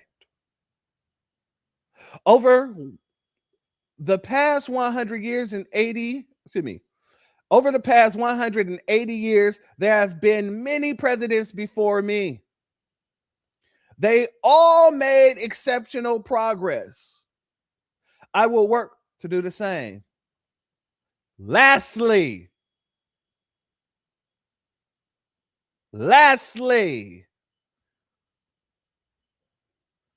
the NAACP is not a black organization. Let me read that again. Lastly, the NAACP is not a black organization. I'm going to say it one more time. The NAACP is not a black organization. Many have this misconception. White people were at the table when the organization was founded. Historically and factually speaking, the NAACP and the local branch fight to preserve and protect the civil rights of all people.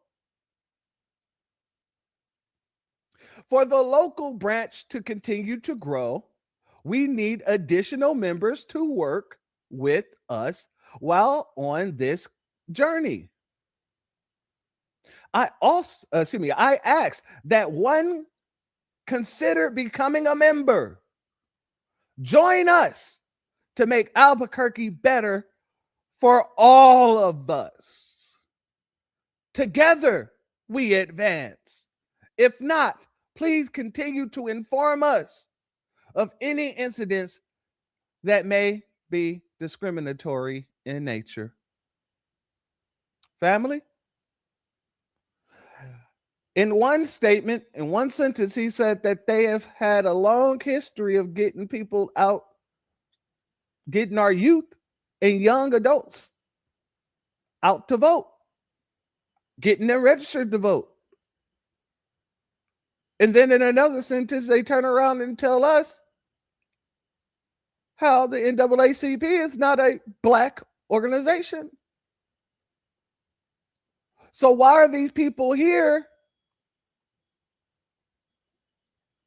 talking about this blackity black, black, black?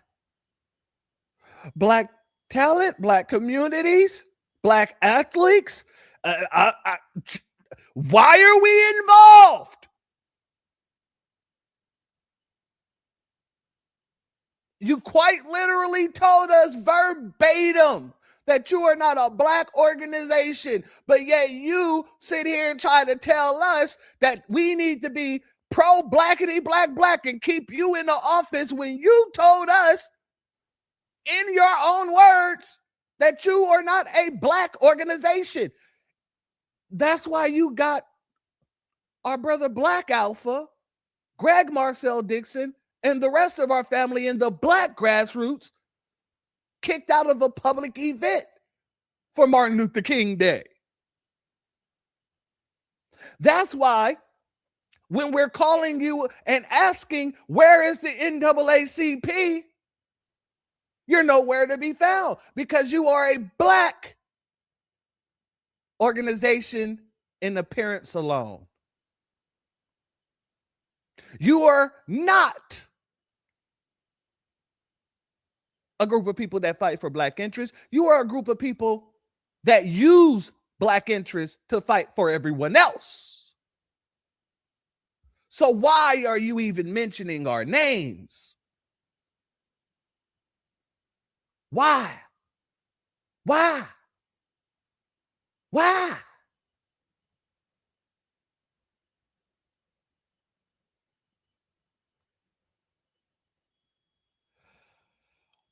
I'm going to read this here from Mariana Sotomayor. She says, as I reported Friday, the CBC members spent their weekly lunch last week strategizing, not necessarily about how to win back seats, but how to force lawmakers, and corporations to say something / care about dilution of black districts. Let me reread that. I know I stumbled over some shit. I'll reread that. As I reported Friday, CBC members spent their weekly lunch last week strategizing not necessarily how to win back seats, but how to force lawmakers and corporations to say something / care about the dilution of black districts. And this is what they came up with. Yeah, the NAACP, the CBC, all of them, they're all the same. And to be 100 with you, shout out to our good brother Black Alpha. But Tupac told us. Tupac Ben told us about this in the early 90s. Let's go here. What you got to say, Pac? Go on, hit him up. And it's not NAACP shit. I'm going to speak on that shit. As I was reading the paper, I saw NAACP had a celebration for the Emancipation Proclamation. That's right. Okay. So, from what I just said, how's the NAACP still a business? Oh, yeah. Oh, ain't nobody. How's the NAACP still a business? How's these motherfuckers still a business? That's cool too. That's cool too. Yeah, we let them do that shit. We let them represent us. I'm motherfuckers gonna stand there and talk about you for the advancement of color folks. What the fuck is that? That's right. Is this Tupac delineating before delineation was actually moving? Was Tupac already working with the energy of the ancestors before we either started using it? One can say, yes, he was. And these grown black folks, they be our color, representing us to these white folks. And we be letting them do it. Because we proud, because they got all the suits, they got officers and shit. And everything that they call the NAACP. We let them do that shit, represent us. You know, they make us look bad. They do. They make us look bad. And I'm glad that Pac called them out. And I'm glad that he never stopped calling them out. All of them. Dolores Tucker, all of them. All of them need to be called out. And I'm glad he did it. Because to be honest with you, that was one of the reasons why I started doing it. I used to idolize Tupac. All because of one good song. Well, really several good songs, but the song that I love from Tupac the most is Only God Can Judge Me. That song right there changed the way I looked at a lot of stuff and a lot of people, especially in politics. Anyhow,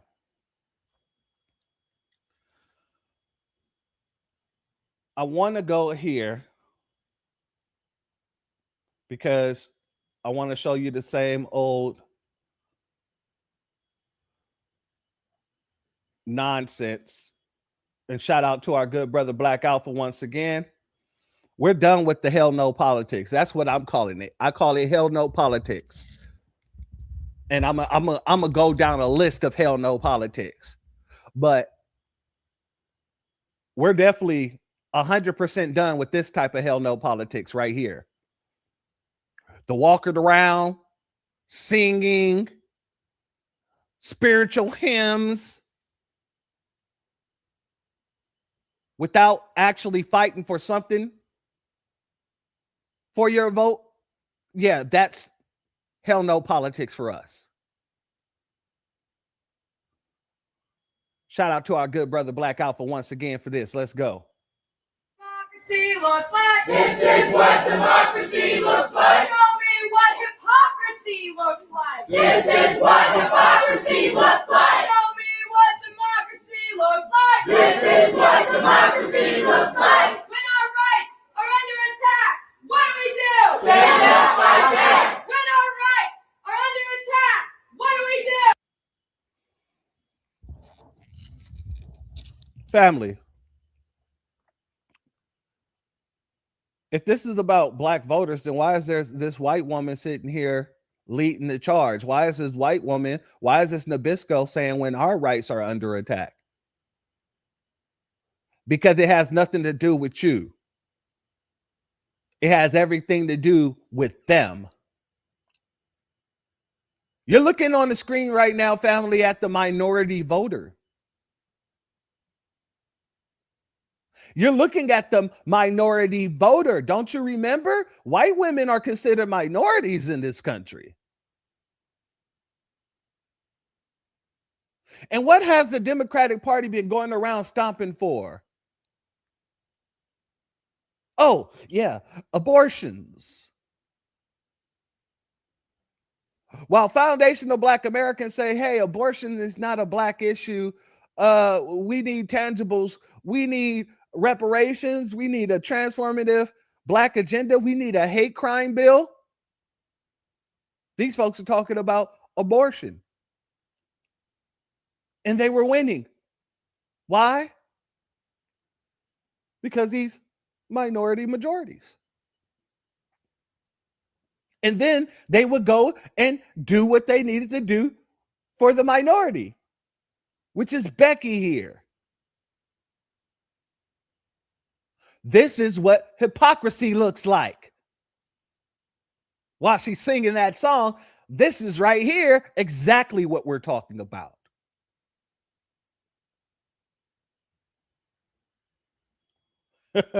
David is foul. Nah, she ate some ranch dressing, not Hidden Valley.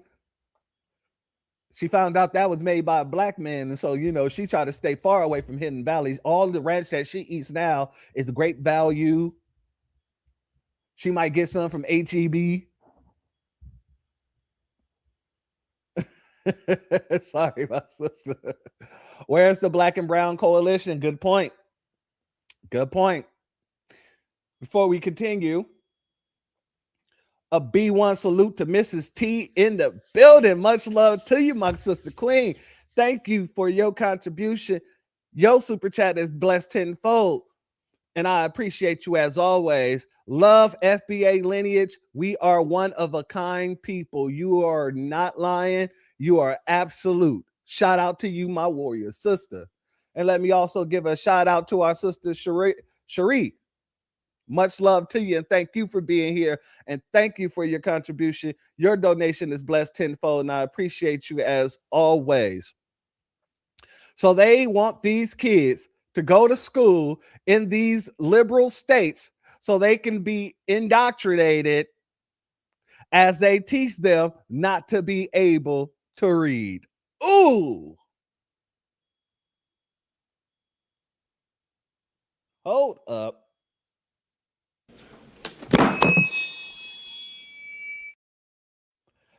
That deserves a round of applause as well.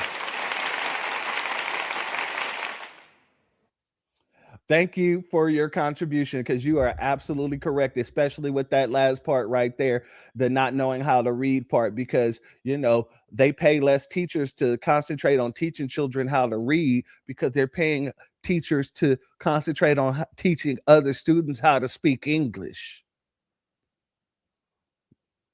So our kids fall to the wayside while everybody else's kids are getting a lot more attention. Yeah.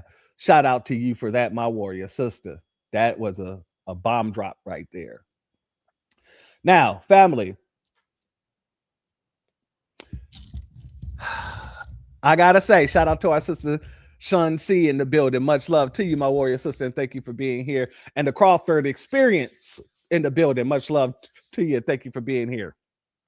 Now, family, it don't end here. It doesn't end here.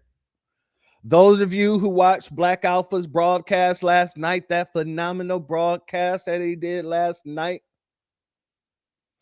y'all know that there's more to this. And now you're about to see a straight up coon bring up John Lewis and do a whole song about it. Let's go. Stand up, fight back. What do we do? Stand up, fight back. What do we do? Stand up, fight back. John Lewis was a freedom fighter and he taught me how to fight. And we gon' fight all day. right. So what side are you on, my people? What side are you on? What side are you on, my people? What side are you on? We're on the Jesus side. What side are you on, people? What side are you on? What side are you on, my people? What side are you on? I'll tell you what side I'm on. The side that's going to pay us reparations out this judgment fund. That's what side I'm on. Who's going to pay up reparations? Who's going to utilize this judgment fund in the way that it should have been utilized a long time ago? That's what side I'm on. And that's what side I will remain on. I just have to break it down since they asked. Shout out to a kindred in the building. Much love to you. Thank you for being here, family, as well as J.M. Von Doom in the building, as well as our sister Mustang Crazy in the building. Much love to you. Thank you all for being here. And a B1 salute to my good brother Drew Laston in the building. Much love to you, and thank you for being here as well. Your donation is blessed tenfold, and I appreciate your contribution as always, my warrior brother. Now, exactly. Shout out to Mr. 005 in the building. Much love to you, and thank you for being here as well. You mean we can't take advantage of you? No more shucks. No more jives. Exactly, a Kendrick. No more votes for you. You lazy. You lazy. Family, this nonsense, and you can see this nonsense is going on so long.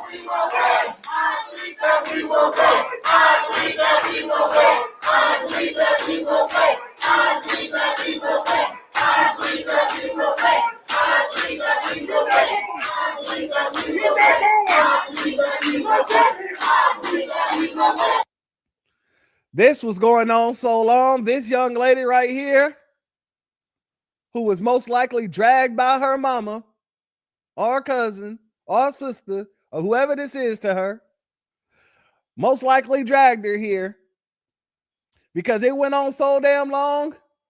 Shout out to our brother Black Alpha once again for providing this. That sister fell right on to sleep. That sister, all the clapping, all the loud noise, all the singing, all the shucking and jiving wasn't enough to keep her awake. Why do these people think it's enough to keep us awake? I don't know. You're putting us to sleep.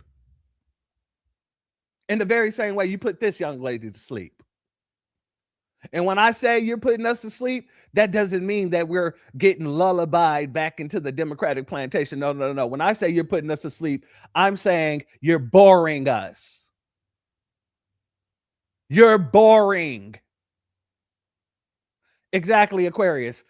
You're boring and embarrassing.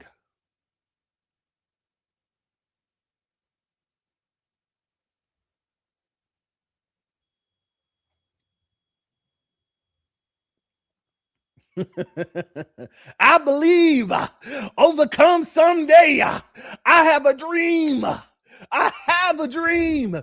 Malcolm X had a dream. And God dang it, he woke up.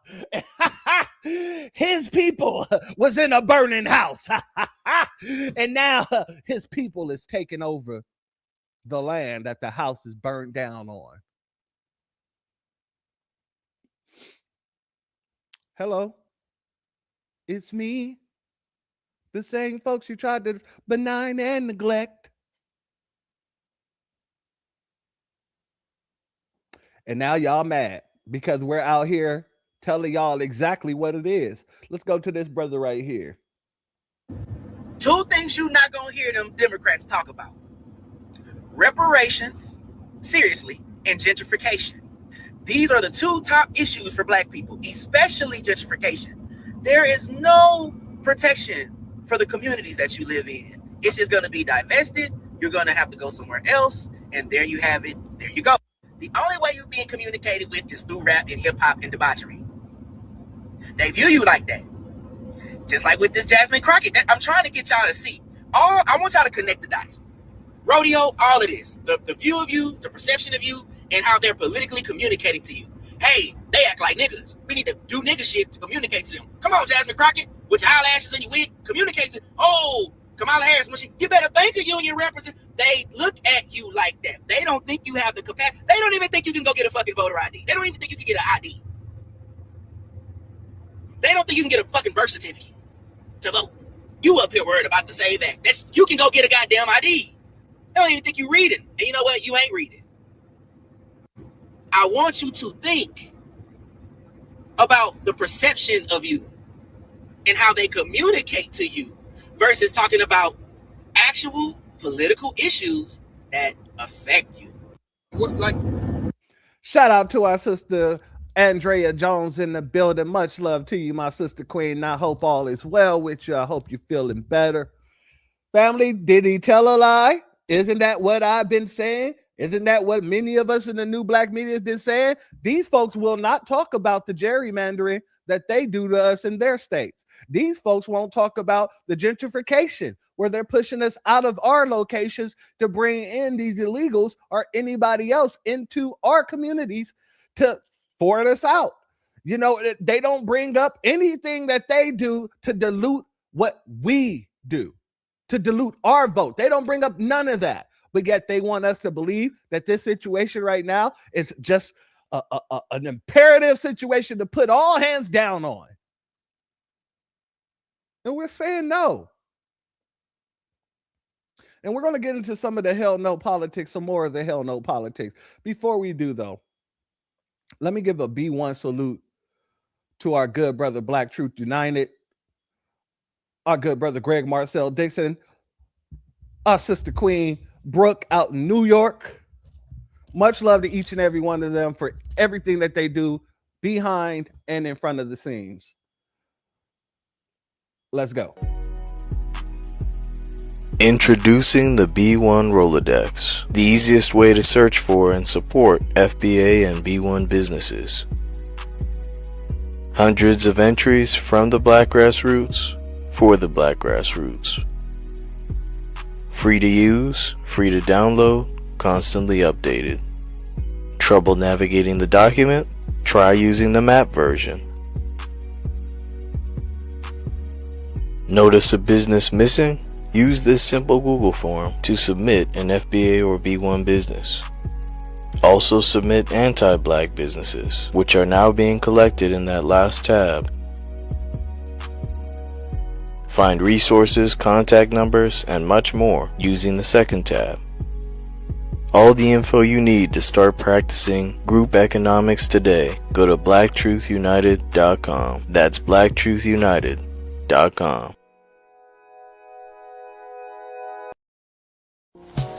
Evenmelanin.com. New healthier glass bottles. No microplastic, can't be wrong. Smooth and even, let the glow begin. Melanin, age with grace at Even Melanin. Melanin, radiant skin where beauty's from within. Melanin, feel the love with Even Melanin. Evenmelanin.com. They say doing the same thing over and over again and expecting a different result is insanity. I say it's stupidity. We as Black Americans have been voting for the Democrats with over 90% of our votes going to them for the past 60 years. And what do we have to show for it? I'll tell you, we are 15 to 20% of the population, but nearly 60% of the homeless. We have aborted over 20 million of our Black babies. Our wealth is heading backwards, and we own less homes now than we did during Jim Crow. I'm not saying vote for the Republicans. I'm saying don't vote for any party. Vote for good policies. If anyone comes to us and they ask for or demand the black vote, you tell them to show me your black policies. I am Greg Marcel Dixon, and I approve this message. Shout out to our good brother Black Truth United, our sister Queen Brooke, and our good brother Greg Marcel Dixon, who just reminded you all that you shouldn't be voting off of race. You shouldn't be voting off a party. You should be concentrating on who has a black policy that's going to benefit your community. So now we got to get into all the hell no politics that doesn't represent our community. Do you guys remember this here? This is Yvette Clarke. And Yvette, the woman who sits over the Congressional Black Caucus, the Congressional Tether Talkers, who also sits over the Caribbean Caucus, who also sits on the CARICOM committee. This is what she had to say when speaking about the interest of foundational Black Americans. Let's go. The United States is a nation of immigrants. And while some were captured and bought in shackles and enslaved in this nation earlier on and did not come of their own volition, this nation ultimately is a nation that has been repopulated over time by people who have come from around the world. That should be the basis from which all conversations about the future of this nation is conducted. Because did you take a stupid pill with your breakfast this morning, Admiral? What the f does that mean, Kobe Bryant? So we should ignore, this is from 2019. We should ignore the descendants of the people who built this country and their interests and their economic need in order to do for all these Johnny-come-latelys, even though the power and wealth of this country was built off the backs of the very same people that you're talking about ignoring. Do you hear where I'm coming from when I say we're done with the hell no politics? This is hell no politics. Because when you hear it, 9 times out of the 10, if you're a foundational Black American, you're going to go, hell no. I know this bitch didn't. And that's whether it's a man or a woman.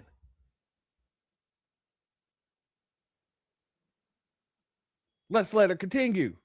when we get to the point in our country where some folks take ownership of it and others don't, we find ourselves in a bad place, a place where we have. First and foremost, no one can take ownership of a country but the indigenous people of that country. Everyone else there are visitors. Even if they have permanent residence, they're still visitors. Why? Because they left their home country, they left their homelands, they left everything that they had back at home. Notice the word home takes precedent here. To come to someone else's home and try to benefit off of it. And you're telling us, the people who built the house, that we need to not worry about what the children of the people who built the house need. We need to just concentrate on everybody else who comes to visit our house. Do you see why they're losing? Do you see why they lost? Do you see why we are walking away from the hell no politics? Let's continue. A place where we have a person in the office who can marginalize, who can divide, who can conquer, and who can subordinate others within the nation. So I wanted to set that as a platform.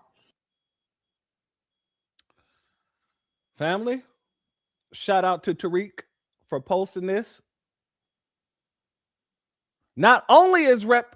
Clark a part of CARICOM, she also works to use our tax dollars to give funds to undocumented immigrants from her fellow Caribbean nations, which she did and which she does. I don't know if you guys remember, but you can Google it. I think about a couple of years ago, the whole Congressional Black Caucus took a trip to the Caribbean to take millions of dollars over there to them. They took millions of dollars to the Caribbeans. Then she turns around and says that Black descendants of American slavery should not be focused on.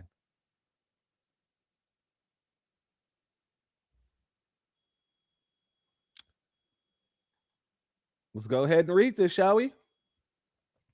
CARICOM Caribbean Community. Congresswoman welcomes plan to aid Caribbean immigrants. This is from 2013. Caribbean American Congresswoman Yvette Clarke has welcomed a plan by New York City to aid undocumented Caribbean immigrants.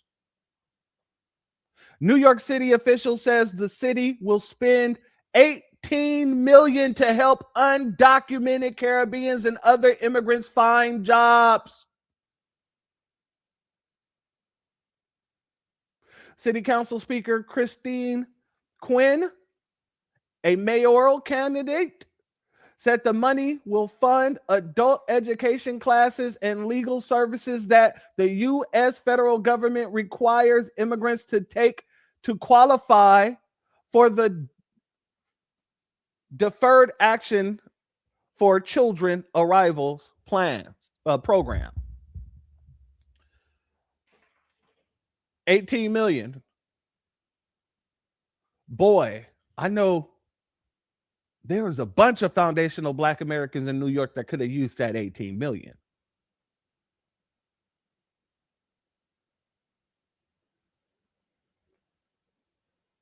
While they're turning around and telling us that they can't do nothing specifically for us.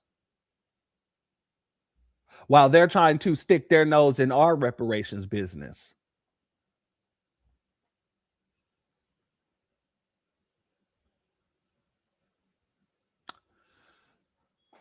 Family, let's go here because, like I said, we're going to go through a list of these hell no politics. Jamal Bryant has something to say. Let's go here. Let's get this out of the way right now, family. Let me get this out of the way. One second. There we go. Send in the clowns. The Mental Health Month. In 1850, Dr. Samuel Cartwright made up a disease called Drapetopia. And he said Drapetopia is a mental illness for Black people who are enslaved and try to run away to be free. I called the CDC to let them know there's a pandemic in the South, because from Alabama to Louisiana to Tennessee to Georgia to South Carolina to North Carolina to Mississippi, I got Black people who refuse to go back to bondage, and we are committed to being free. If you're committed to being free, make some noise right now. Today is the death of the Confederacy. Y'all didn't hear what I said. Today is the death of the Confederacy. They are trying to redraw our lines. They're trying to silence our voices. They're trying to misrepresent our representatives. They're trying to choose their own districts. But we have to remind America that we built this nation off of our blood, off of our sweat, and off of our tears. Wait a second. Hold on. So when it's beneficial to keep your seats, Black Americans built this nation.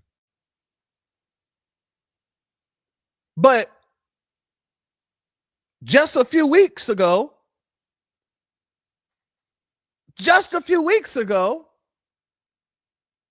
y'all was talking about immigrants built this country.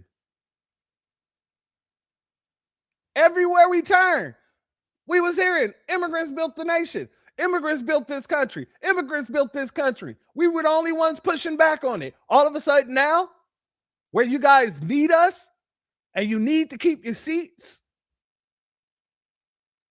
we built the country again? You idiots are going to have to make up your minds. Let's go.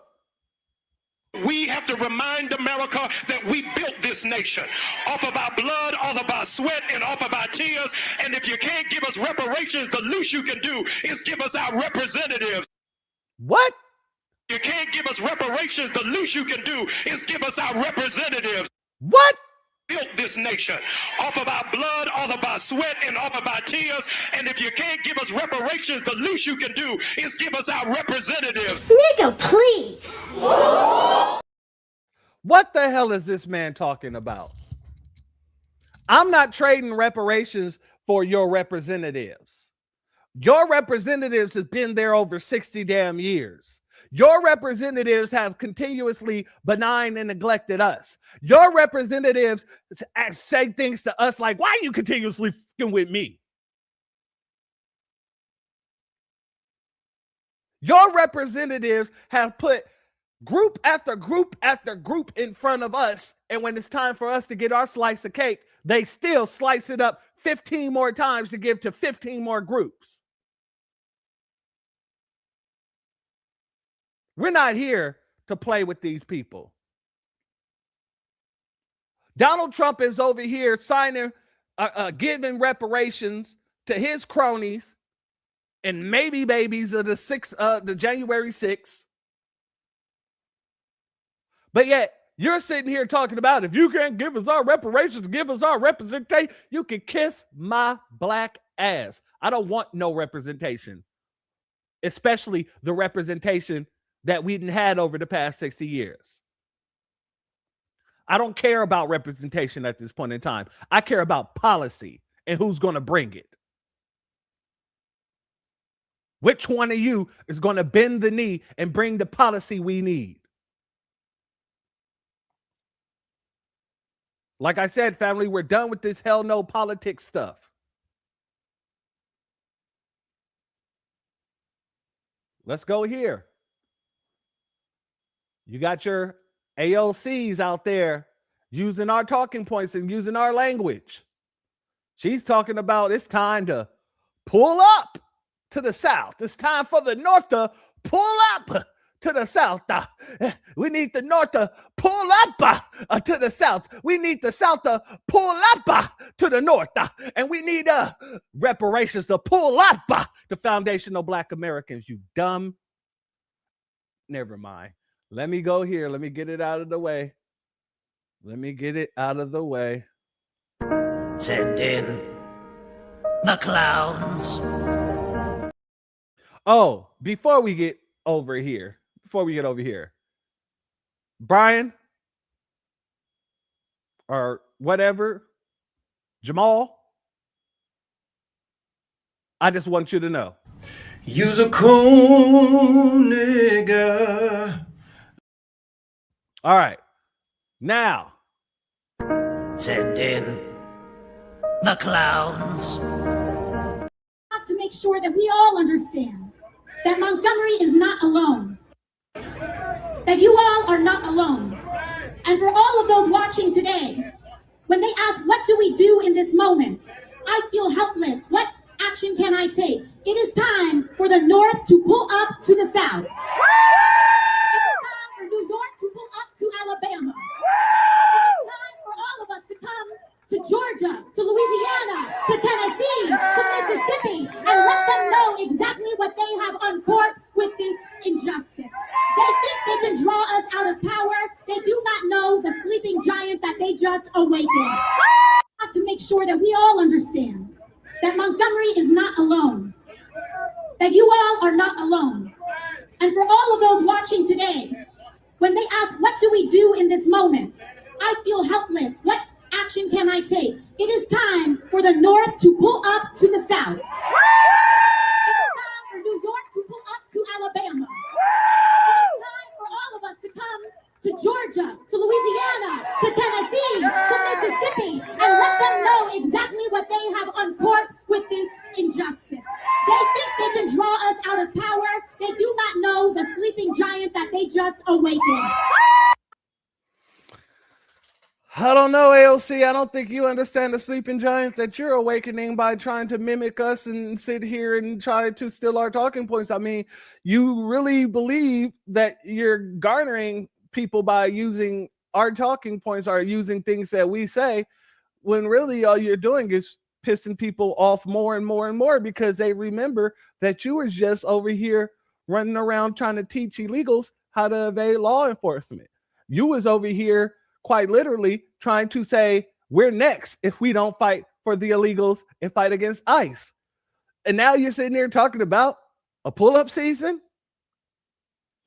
Yeah, I'm gonna let this young sister here go ahead and give you the gifs.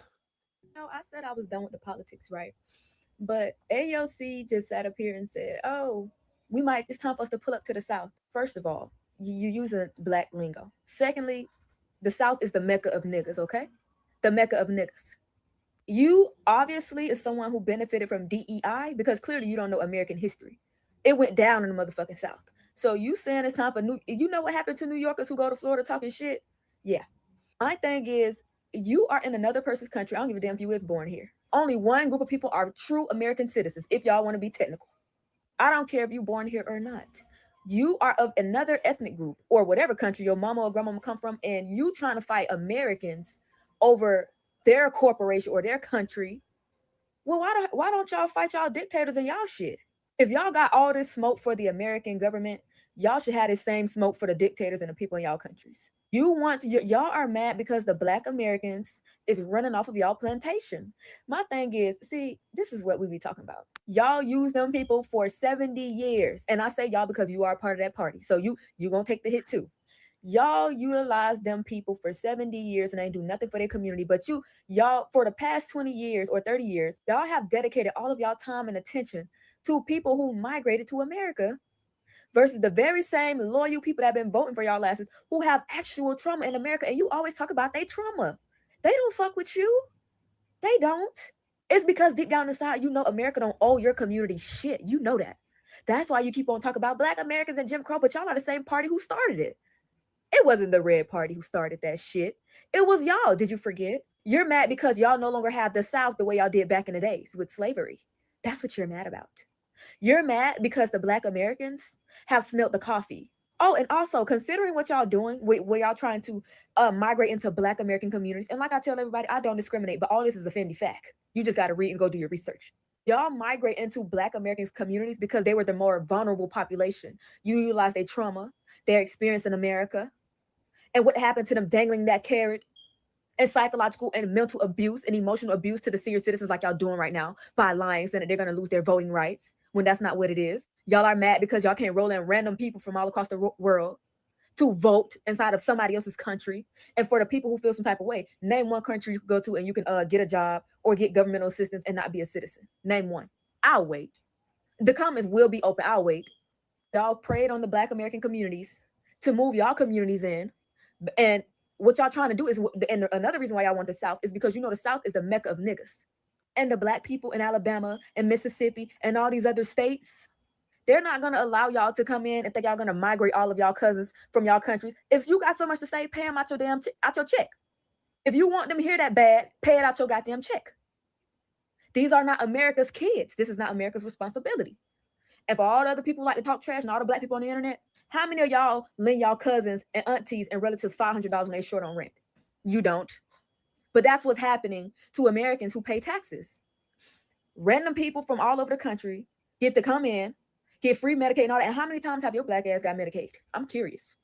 Or food stamps. You probably only got $100. And meanwhile, in Chicago, allegedly, they've been giving people $3,000 a month. What? Out of your tax dollars. But as I stated, yeah, most of the Black Americans in the South own their land. They don't want y'all coming over there passing laws like y'all doing in Chicago to steal people land so you can build high rises for people from your fucking country. If you got an issue, listen, my thing is right. Everybody got somewhere to go back to. If y'all don't like how shit gets done, my thing is I would never, as an American, why in the fuck would I go to Puerto Rico to fight with Puerto Ricans or Jamaica or any other country and fight with these people over they shit. They don't owe me nothing. Oh, I work and pay taxes. Everywhere you go, you will work and pay taxes. They don't owe me nothing. What? Because I'm born there? No. That's not how it works. I can see if it's something detrimental, but y'all are mad because y'all cannot allegedly funnel money through the system no more. Y'all been caught. Y'all just got caught funding the Triple K. Having these people march in the streets, do crazy stuff. Coincidentally, ever since he got in the chair, motherfuckers been being found in trees. Fear mongering. Y'all been doing this for years. Fear mongering. Got all these people running rampant and scared. Oh my God, I'm afraid I might be swinging from a tree next. Let me go and vote blue. Coincidentally, I said this the other day. I said, you realize anytime the blue people are in charge, you never see that many motherfucking bodies. But the minute it's somebody who they don't like to be in charge, bodies showing up everywhere. Fear mongering. And I'm glad they cracked that open. The Red Party cracked that shit open. Because y'all favorite people, allegedly, pretty much, he said it wasn't even alleged. They got caught funding the Triple K, sending $3 million for them people to go out there and protest and do all kind of crazy stuff to scare y'all into voting for these people, bro. And my thing is, I can understand people who don't get it, who migrate from other countries, because you're not even American. You don't even know true American history. So I can expect y'all to just not know. But if you're going to use Jim Crow and use the Black Americans' trauma, talk real shit. Talk about who founded it. Talk about who created all that. Talk about who started the Triple K. Talk about it. Talk about who just got caught funding the Triple K. Talk about it. I get sick of politics. It's not even I really don't care. But like, pull up to the South. You think them people in the South with all that land want y'all to come down there and manipulate the laws so that way y'all can steal their land and you can build high rises for your people from your country? The South don't want to hear that shit. The South don't want to hear that shit. No, they don't. You can stay your ass right up there where you at with your cousins and everybody else and all the other people. I don't know what's going on, but then be trying to use this black lingo. Oh, it's time for us to pull up. Girl, please. We had enough with Miss Crockett. I'm sorry, but we had enough of that. I'm tired of people trying to cosplay this gangster shit. Like, you gotta understand that you can't scare no original gangsters like that. We don't know. With all due respect, we don't want to hear that shit. It's time for us to pull up to the South. Like the South will say, oh, let's run. The South ain't stunting nobody up north. New Yorkers get their ass popped every time they go to the South, with all due respect. Like, come on, ain't nobody worried about that. If y'all fought for y'all countries the way y'all are fighting over America, y'all shit will probably be a better space. Y'all people, y'all migrate to America and literally say, fuck y'all own country and want to fight with Americans over they shit. What? And I get it. Some of y'all parents come here and drop y'all at 7 to 8 months. So that way y'all can do shit like this, but it don't work like that. It just don't. And I have so much fatigue from this BS. You know America don't owe y'all or y'all communities nothing. That's why you keep on using Black Americans and then calling them sellouts. Tell me what's a sellout, somebody. You talking about the Black people who know how these people are damaging their community, but they're not saying nothing because they want to keep their $100,000 and $400,000 checks? You want to talk about the Black people who claim to be leaders? But I'm so confused. A sellout? Y'all are mad because the Black Americans realized that y'all were only using them for the past 70 years, which is obvious. The lady got up here and literally told y'all how she stole some of the Black indigenous Americans' funding and gave it to immigrants. And you mad because Black Americans you mad because they're going conservative? What? You really think that these people owe you something? They feel entitled. That's why they're so mad. These are narcissistic and psychological sick beings. They feel entitled. They don't even feel like they got to work for your shit. They feel entitled. That's why they bullying y'all, even though they know why y'all not voting for them no more. This is why they're trying to bully y'all. Child, I'm done with politics. Folks, all I'm going to say is go do your own research.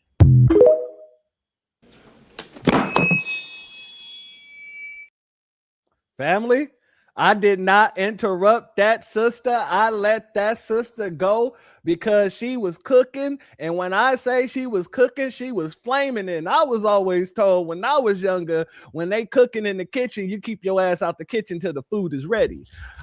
Ding, ding, supper's ready. And as somebody put it in the chat, they said, damn, she reading them for filth. Absolutely. Absolutely. Shout out to that young sister. Like I said, the youth is getting more and more and more energized to come out and say these things. Why? Because they see that we're not scared to say what's going on. We're not being polite. We're not sitting here just letting these people claim that we're in trouble. No, we're telling truth to power. And we're using the energy of the ancestors to speak for us and speak for our lineage and speak for our people. And the young generation is right there along with us, running it down. Shoot, I ain't heard somebody read for filth like that in a long time. That's why I didn't even pause it, not once. Shout out to our good brother Black RU in the building, our sister Cooking with Miss D, Luna Walker in the building, Eric Richardson. Much love to each and every one of you. And all those who came in that I didn't give a shout out to. Our sister Darlene Chestnut is in the building. Much love to you. Family, our brother Only Us in the building. Shout out to you. Family, when I say, and Juniper Joy, much love to you. Much love to all of you. When I say these people, they're not, never, ever again is going to get the real ones back on their plantation. It's not just the older generation. It's not just Gen X, the millennials. No, it's the Gen Zs and the Gen Ys, and they're all listening and paying attention. And that's even worse for your party, because they're going to remember that this is a blood debt. And if you mother lovers going to sit here ignoring us while trying to get us to run and protect your seats, you're going to continuously find out that you're sadly mistaken. And our children are going to make sure that you find out that you're sadly mistaken. And their children is going to make sure you're found out to be sadly mistaken. It's that simple. Like I said, we're done with the hell no politics. All of that is over with. This guy is running. But notice, someone asked him in this campaign, this is a campaign ad. Someone asked him, what is he running for? And he don't have any policies. But if you look around him, he says, I'm voting, I'm running for you. But look at all the people that he has around him in this ad. Okay, so Charles, why are you running again? You. I'm fighting for you. I'm fighting for all of you. I'm running because these billionaires and their puppet politicians have stomped on us for long enough. Notice that it's mostly Nabiscos around him, correct? The family, because of all the work we've done together over the years, we're ready to win this fight. For Medicare for all. For groceries we can afford. For our children, our teachers, stronger unions. Now they call us radical. And I've been all across Kentucky. And what I know is fighting to put an end to the corruption in Washington, an end to rising costs we can't afford, an end to sending our loved ones into endless war. That ain't radical. Right. My granddad taught me that you fight for family. We are family. And what we know is when we fight back, that's right. Hey, Charles, you didn't learn your lesson with Kamala Harris when she said, when we fight, we know we win. You're just using the same old bull stuff rhetoric. The same old nonsensical rhetoric. Exactly. His ad, whack. His lineup, whack. His beard, whack. His policy, whack. But us, we dope as shout out to my sister.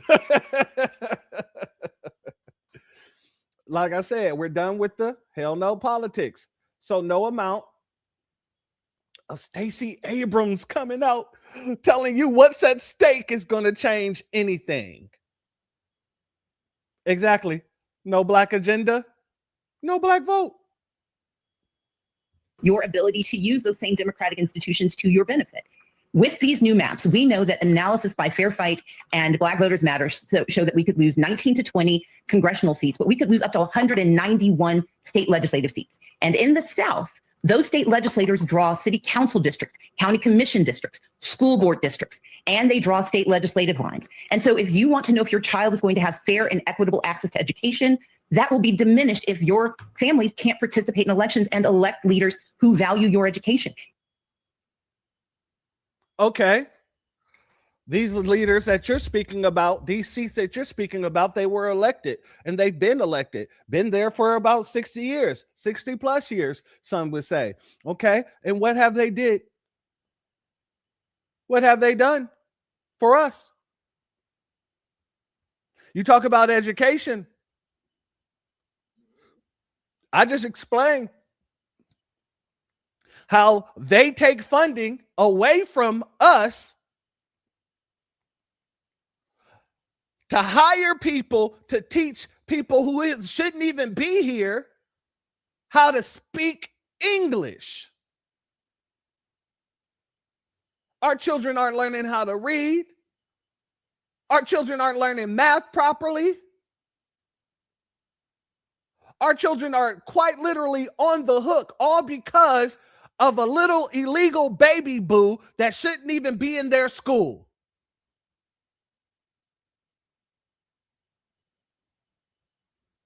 I haven't heard nothing about that from you.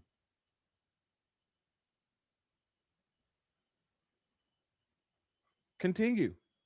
If you want healthcare in the South, it's the state legislature that decides whether you have access. All of the things that disproportionately harm communities of color will now be decided by people who disproportionately dislike and vote against the needs of people of color. You mean like the Democrats have been doing for 60 plus years? We're not liked by anybody. We're not liked by the Republicans. We're not liked by the Democrats. We're not liked by the Green Party. We're not liked whatsoever because we're the only people who is actually owed something from everybody.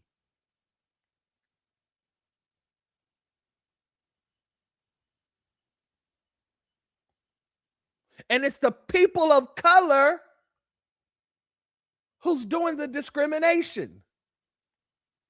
Who's being discriminatory?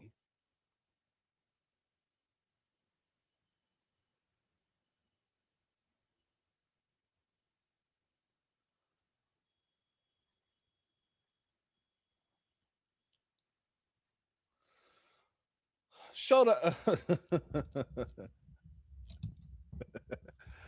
out to Dome. Hold on. I want to make sure I got this right. Doe Know Me.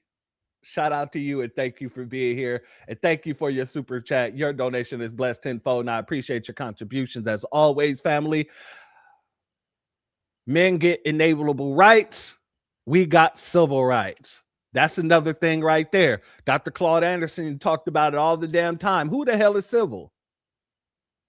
What we were fighting for was equal rights. And they turned around and gave you civil rights. And then gave all the minorities access to them civil rights policies. Shout out to you for that. You're absolutely correct, family. Much love for your contribution. Let's let her continue. But what we have to remember, and this is why I started the 10 Steps campaign, this is a national fight. It may start in the South, but it has national implications. Progress that serves the most disproportionately harmed communities lifts everyone. No. Unless you're targeting the disproportionate community, then only people that are going to get that, and I brought this up on Sunday.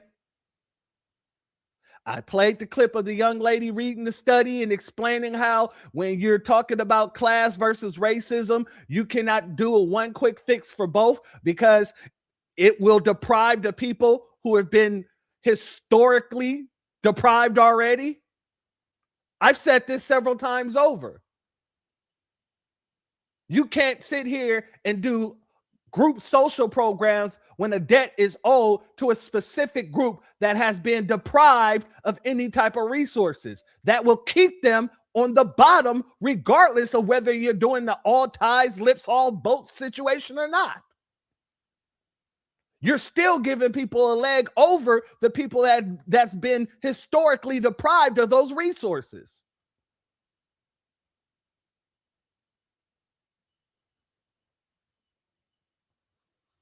But if we do not do so, if we allow the suppression of black and brown votes, we are harming their neighbors and we're harming the U.S. And that's why we cannot allow the South to be left behind. We need national intervention because they are starting in the South. This is a national attempt to misuse democratic institutions to suppress all of the communities who fight for democracy in this country.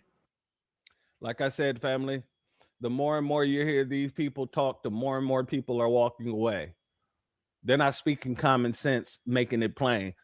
They're speaking in riddles and they're speaking in circles, hoping that the word salad confuses enough people to make them think that they're fighting on behalf of them. And that's not the case. It's not the case whatsoever. It's their disrespect. If you remember all the get your booty to the polls, all the twerk videos, no voting, no vucking, all of that nonsense, all of them has made foundational Black Americans as a constituency a joke to a lot of people, to where they think that they can just do anything to get the Black vote because the Democrats have shown them the little type of stuff that they put out in order to get the Black vote. Let's go here. This white woman is running for Congress. And when people ask what she's going to do for them, she thought all she had to do was twerk it out. Let's go. I'm an ethical person. Do you think that twerking is going to get people to the polls? Pardon the pun. Oh, I know. Yeah, honestly, like I said, men are kind of, we all know how they are. Look at the men that are in power now. Congressional hopeful Shelby Campbell says sex sells, twerking for your vote in the 13th district. I'm classy. I'm classy. Am I not? I don't do OnlyFans like everybody just keeps saying. I was just having fun, you know, I'm young and I'm taking advantage of social media. She says she's got booty and brains. A law student, mom of two, and former line worker, now making cheeks blush across TikTok in an attempt to clinch votes. One of the videos surfaced said, I'm a great, but would you know a if you saw one? Yeah. What was behind all that? They were calling me a so I just like to be sarcastic. And if you're going to call me names, I'm going to make you feel awkward for doing so. Like, I'm just going to dish it back because why do you think you can talk to me like that? You know, her opponent, incumbent Congressman Sri Tanadar, whose campaign strategy is, let's say, more traditional. What's your thoughts on him? I just want younger people in office, and he's a millionaire. So I don't have that, and he does. So it's very hard for him to relate to the people. Doubling down on the critics with more posts to come. Can we expect more maybe controversial videos from your TikTok? Yeah. Oh, yeah, of course. I have to keep it going a little bit. Like, she is running as an independent. We reached out to the Tanadar campaign for comment. We are waiting to hear back. Family, could this be because the Democratic Party got Meg Thee Stallion to twerk on stage? Could it be because of all the ass that the Democratic Party has ran trying to target Black Americans and it was hypersexual? I'm just saying, this is what their politics have become. It has become hell no politics, and we're saying hell no to it. Exactly, my brother. Game's over. We're done with this madness. We've gotten off of the carousel.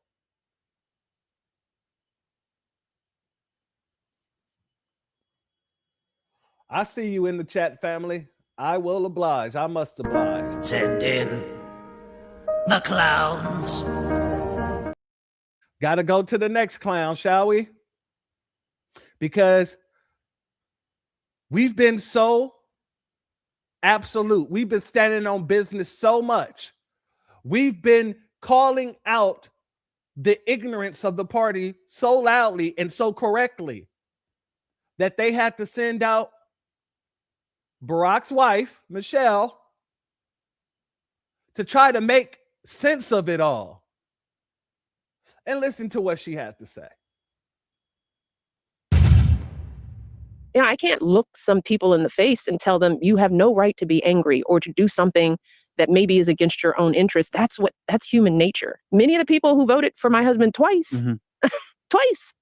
And I know that that's how they feel. It's like, this isn't about anything other than we need something different. Yeah, they voted for Donald Trump. Yeah. That's a lot of people. So you can't just pigeonhole them and say you just don't care and you're racist or whatever you're thinking. This is an act of, I don't know what else to do. I just wish we had more leaders that were figuring out how to do more for the middle class, for the working folks, because those are the folks who are drowning in this economy. It's not me anymore, but I know those folks, and they're good people, and they don't have a way out, and that makes for bad choices. Uh-oh, family. Uh-oh. You know what just happened there? People know exactly what they're doing until they get exposed. Family, she just quite literally threw her husband under the bus. She said, people who voted twice for my husband then turned around and voted for Donald Trump because they said we need something different. You can't just say that it's racism. You can't just say that it's black folks wanting to be MAGites or whatever the situation is. No, she had to tell you the truth. She knows her husband did absolutely nothing for foundational black Americans. All he did was boost the stock market and send trillions of dollars to the Nabisco. She knows that there is no leadership in the Democratic Party that we're going to listen to because they have not shown themselves to be leaders. She knows that these people have done nothing for us. I'm going to run it back one more time so you can hear exactly once again.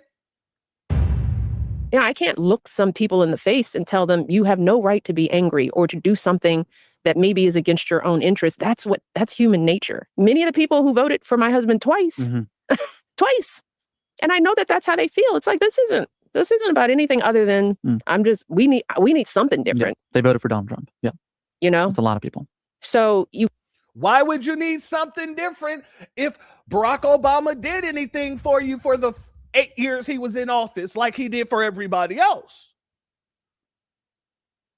If Barack Obama was for foundational black Americans, why would we say, well, we need something different if he did such a good job like everybody be lying and saying? If Barack Obama was the greatest president of all times, why then is his wife now saying that people realized that they needed something different?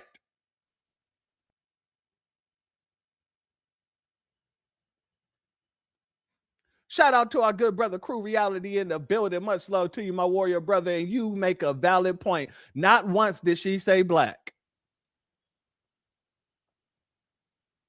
But we know who she's talking about because, it's always the same people that they continuously are talking about. A B1 salute to our good brother, Black Truth United. Thank you for your Cashapp donation. Your donation is blessed tenfold, and I appreciate your contribution as always, my warrior brother.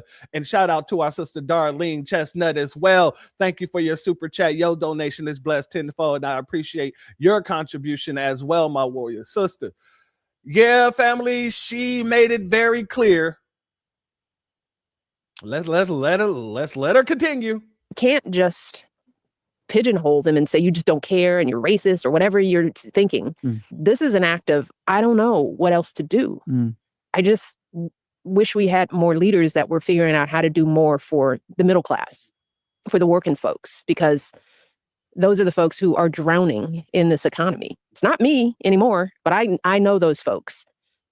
Now notice what she said. It's not me anymore, but I know those folks. So it sounds like a lot of people has been on Michelle's head about her husband's administration and why things are today the way that they are. That's what it sounds like to me. It sounds like some folks have been holding her feet to the fire. And they're good people, and they don't have a way out. And that makes for bad choices. All right. So with that being said, Barack Obama, you shouldn't even have came out with this, because your wife just told you exactly what's going on.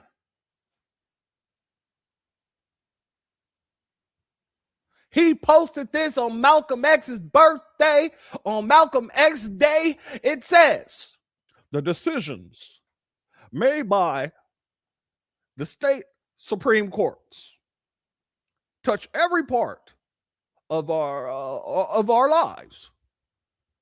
And that's especially important when voting rights and basic freedoms are being challenged. Today, voters in Georgia can stand up for fairness and integrity by electing Miracle Rankin and Jen Jordan to Georgia's Supreme Court. Let's get this right. Georgia, find your nearest poll station and cast your ballot before 7 p.m. Hey, Obama. Basically, what Michelle just told you should have hit you to know that the response for this post would be quite loud.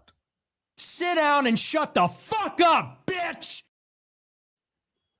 We don't give a damn about anything you are requesting. Anytime you step out, we already know what our answer is going to be. Get somebody else to do it. So all of the do nothing politics, all of the hell no politics, all of these people that keep on trying to push the same stuff over and over and over, they got to learn. They're going to learn. There's no way around it. I know it. You know it. They know it. We all know it. They're just dealing with the labor pains more. Now, I got to go here, because this next person here, he's a celebrity, but he's actually a celebrity that I actually respect. He is. T.C. Carlson. T.C. Carson.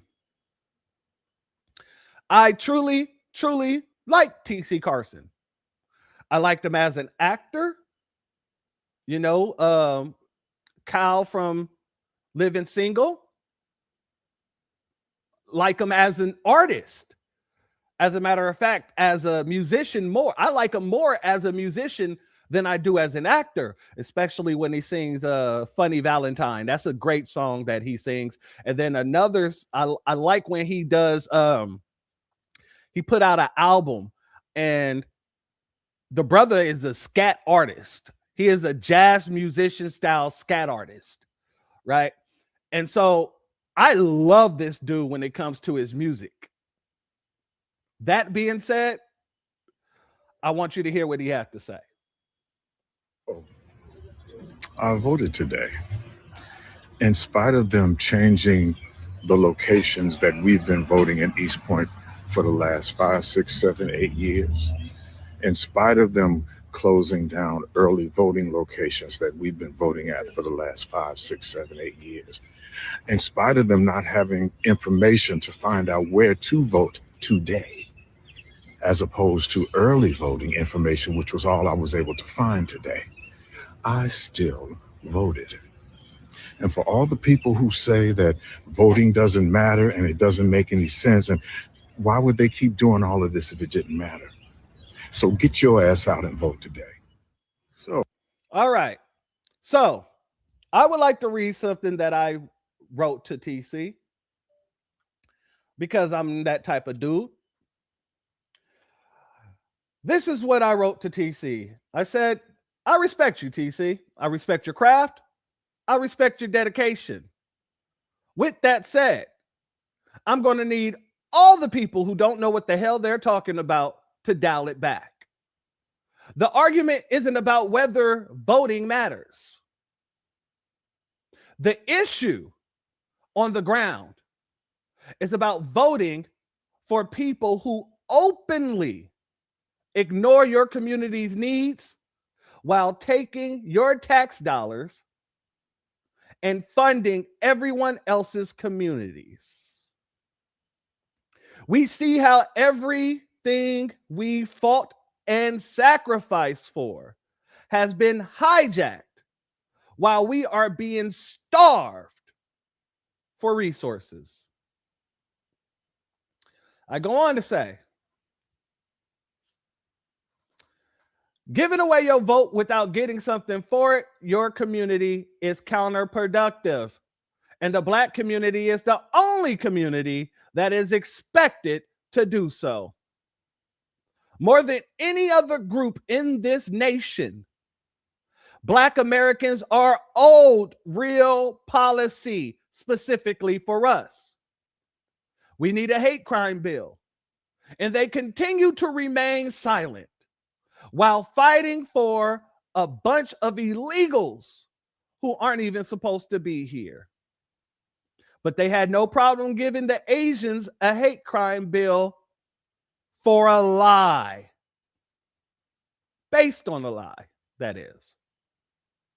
Remind me again, who's the number one group of people who has statistically always been the group with the highest hate crime rates in America? Oh, that's right. It's foundational Black Americans. It's the same pattern. We put them in office, but the policy goes to other groups. We're done with the benign and neglect strategy that Democrats have been pushing for 60 years. Not voting is a political tool, just like voting is a political tool. Both are equally important when it comes to politics, but we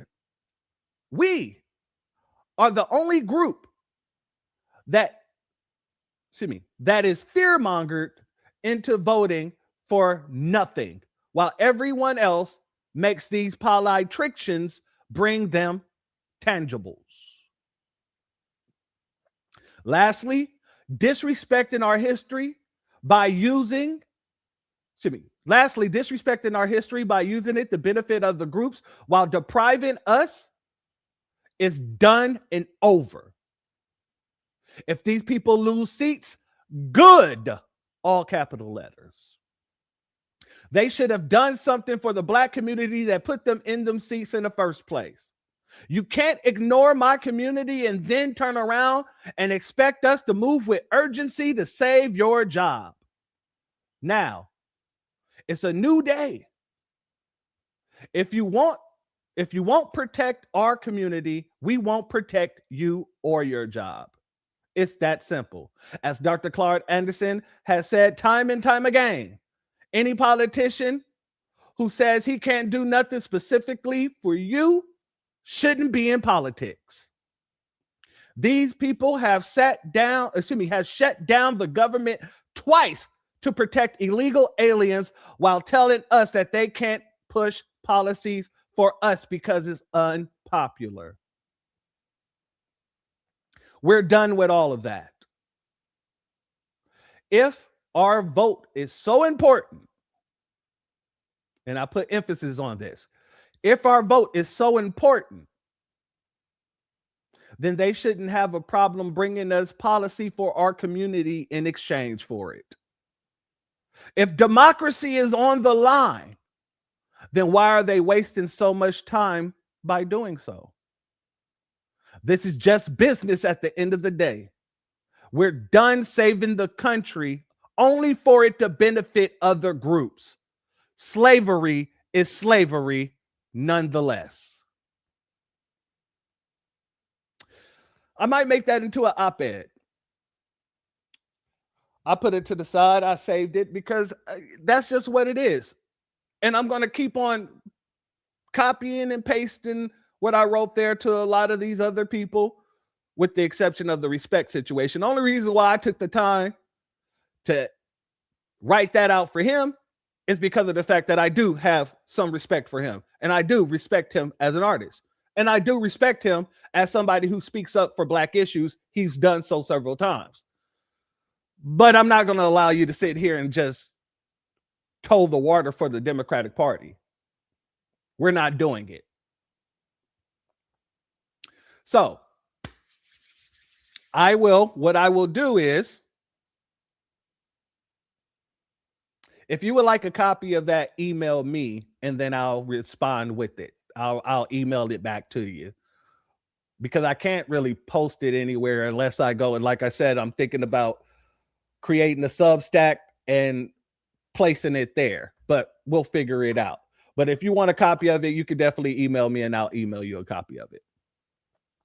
So no presidents, no actors, nobody is going to be able to pull us back onto a plantation that quite literally didn't respect us whatsoever. I want to go here. Shout out to this good brother here. You know what I was thinking? The Democrats destroyed one of the most loyal voting bases anyone would ever have. All they had to do was take care of their voting base. I don't think they're going to find any voting base as loyal as foundational Black Americans. All they had to do was take care of them. All of these billions of dollars, these trillions of dollars they're spending on illegal migrants, they could have spent that on Black Americans, and Black Americans would have kept them in power forever. But you ignored them. You ignored foundational Black Americans. You ignored your voting base, the most loyal people that you can ever have. And you've lost them and continually losing them. So now Democrats are in an uproar and panicking about this voting thing that came down from the Supreme Court. All you had to do was take care of your voting base.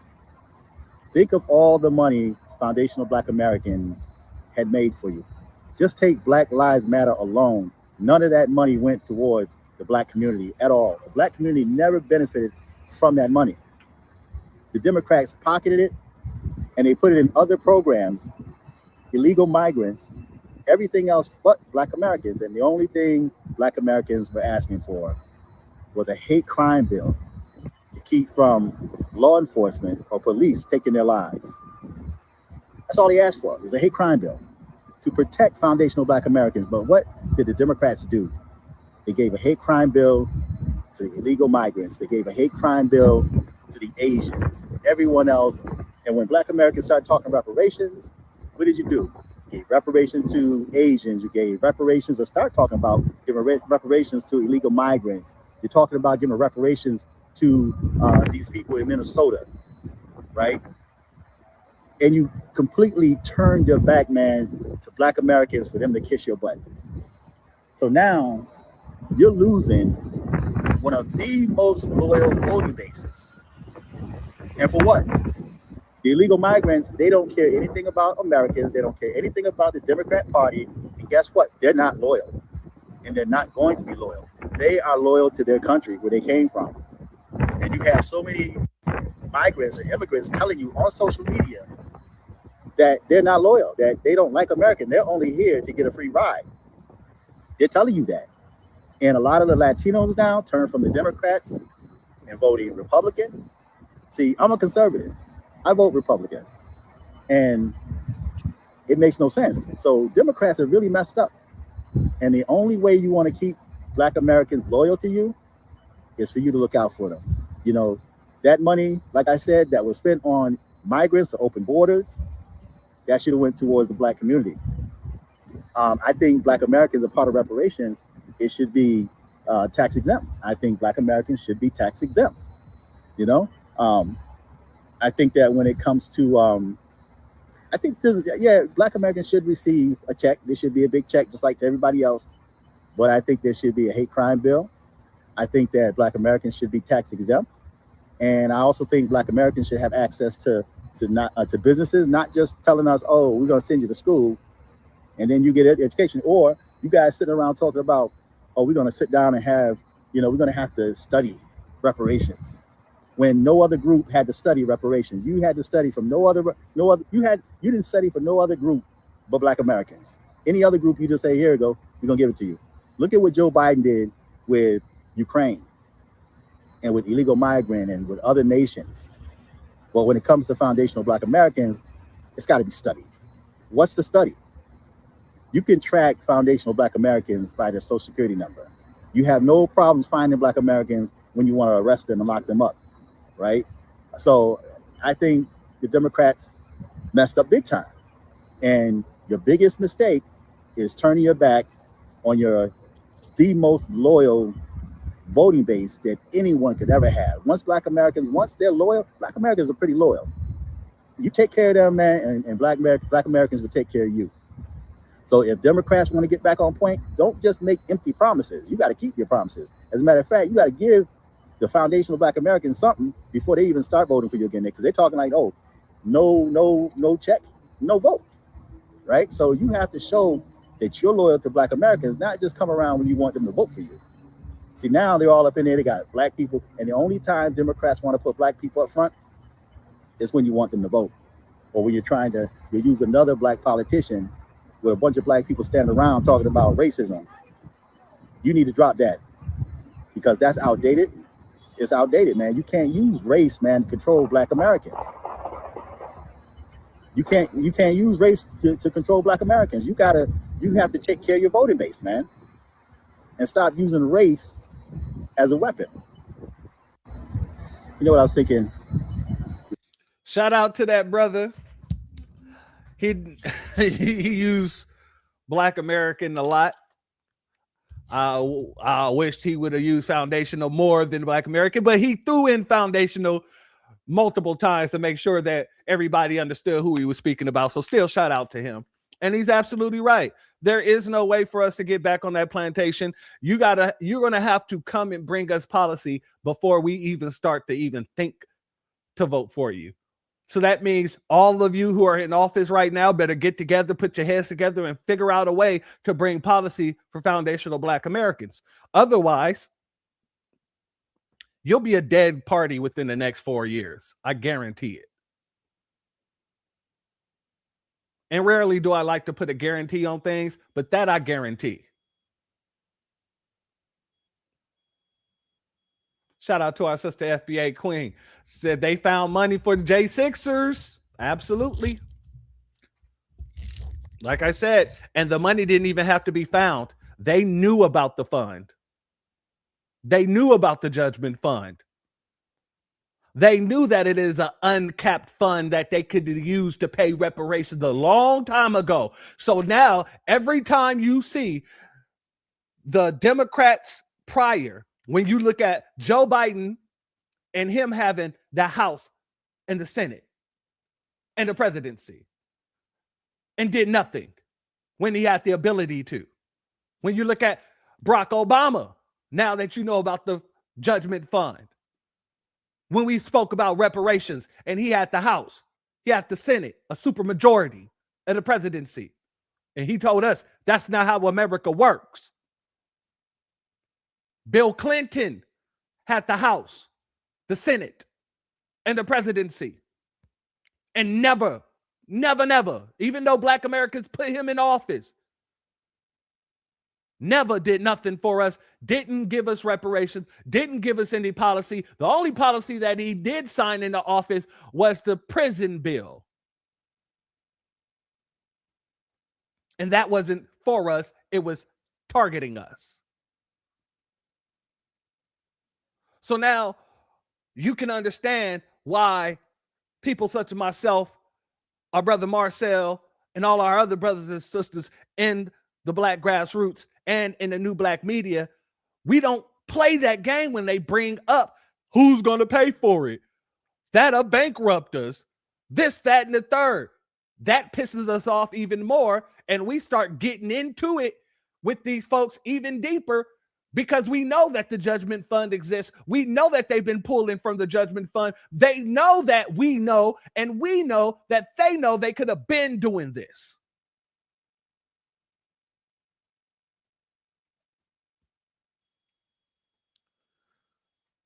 Shout out to Cherie once again. Thank you for your super chat. Your donation is blessed tenfold. Now, I appreciate your contributions as always, family. We FBAs need to get together and file a class action lawsuit against anyone who uses the term group black and brown towards us. We need a bill to give us our own identity legally as FBA, nothing else.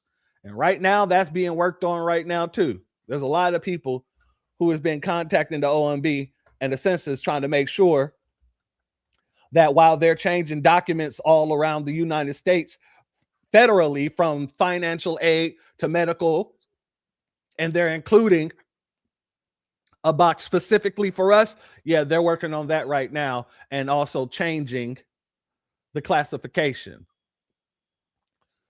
But shout out to you, family, and thank you for your contribution. Family, like I said, the time of the nonsensical, the hell no politics is done for. It is done for. And the only people that are out here trying to stand on the side of the Democrats at this point in time is the shills. You know, god dang well, it's the shills. Let's go here.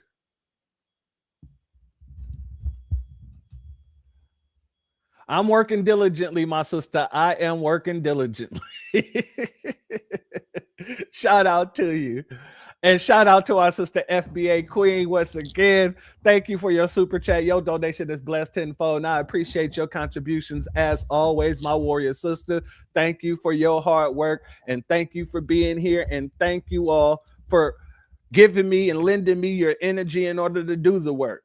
Because trust me, this kind of work, it is very, very mentally straining. And it's important that you have outlets in this type of work. But being able to pull from you guys, being able to rock with you guys, it doesn't even feel like work. It feels like something that's not only necessary, but while it's being done and taken care of, it also feels like it's not even as hindering as it would be for other people. So I got to thank all of you. Got to thank all of you, especially when y'all get the roasting. That right there just sends everybody for a loop, including myself. I had several people watching my broadcast after I end the broadcast. I had several people text me like, hey, you be having your chat. They be killing it. I'll be like, yeah, that's why I be highlighting mostly all of their damn comments, because y'all be wrecking it. But we're doing it for the right reasons. We're doing it for the right purposes. So shout out to each and every one of you as well. Let's go here because I got to irritate you just a little bit before we go. Kamala Harris just hit the top spot. This is for a newly released poll for the 2028 presidential election. According to a recent survey from the Center for American Political Studies and the Harris poll, which is not affiliated with Kamala Harris, Harris is leading by a large percentage with 50% of support among Democrats. Coming in at number 2 is California Governor Gavin Newsom with 22%, Pennsylvania Governor Josh Shapiro at 9%. Yet not everybody is excited. According to the Los Angeles Times, donors that backed her in 2024 are not so sure about 2028. Now, Harris, along with Senator Cory Booker, have been pressing the Democratic Party to release her autopsy of the 2024 presidential election. No secret that Kamala Harris has been on a nationwide tour, not only to promote her book 107 Days, but also, according to her, to connect with the American people to better understand what they need and what they want. Harris, along with other leaders in the Democratic Party, are urging people to get out and vote for the upcoming midterm. Now, as always, don't forget to like, comment, and share. You can find more about this story as well as supporting independent media by going to blavity.com. Yeah, you're not independent media when you're sitting there shilling for the Democratic Party. Don't say that. You're not independent media whatsoever. But for the people who think that it's a According to Los Angeles, that Kamala is going to be trying to run again, her own goddamn party, all of her own donors don't even think that that's a good idea. Her own donors is like, yeah, do we really want to spend another couple of billion? Do we really want to spend another couple of billion? I don't think we do. Don't be surprised if they, out of nowhere, bring a total nobody that nobody really knows from the Democratic Party out to say this person got the nomination. Because all the people that he named, there is nobody there that can actually pull us to the polls, especially without policy. Kamala can't do it. Gavin definitely can't do it. JB Pritzker can't do it. I'm just saying, these are the only people that's rocking with her and rocking with them, the Democratic Party. Everybody else, you know what? I'll just let the real ones say it for themselves. You know, the Democratic Party's theme song should be Lauryn Hill's Lost One. Because every time they speak, they lose another one. How come you just lost one? What a bum. Let's go. Black folks, let me tell y'all about these presidents. I'm going to talk about the Democrats and the Republicans because a lot of y'all think I'm in bed with one party, but no, I don't like politicians. Neither party has done anything for Black folks and everything for everybody else. George Bush, he sat his ass in office, ignored us after Katrina while Black bodies floated on TVs like it was normal. Old saxophone playing Bill Clinton, he signed the 1994 crime bill that militarized police, exploded mass incarcerations, and decimated Black families, then smiled in our faces as he played his saxophone. Barack Obama, that was a symbolic victory, historic phase, but no reparations, no targeted Black economic policy, no justice for Flint, no dismantling of mass incarceration. He was representation without repair. Blackface. Oh, and Donald Trump, open contempt, dog whistles turned bull horns. He didn't pretend to like us, and yet we still voted for him. And here's the part that we don't like talking about. Both parties use Black people every election cycle. They show up every 4 years or during midterms. They memorize Black pain like it's a script. They promise after the elections, then they disappear once the votes are counted. Republicans, Democrat, Independent. A politician, y'all, is a politician, period. That's what I want y'all to understand. Different costumes, same outcomes. And before someone asks, well, what should we do then? Whether if we don't support power, what should we do? Stop confusing voting with power. Stop giving loyalty without leverage. And stop rewarding neglect with obedience. See, power isn't about liking a candidate. Power is about organized demands, economic pressure, policy enforcement, and withholding support when nothing is delivered, period. Because if a politician knows you'll vote no matter what, you've already told them they don't owe you a damn thing. And that's why nothing, y'all, ever changes in our communities. Democrats are the most supportive people in America until you disagree with them.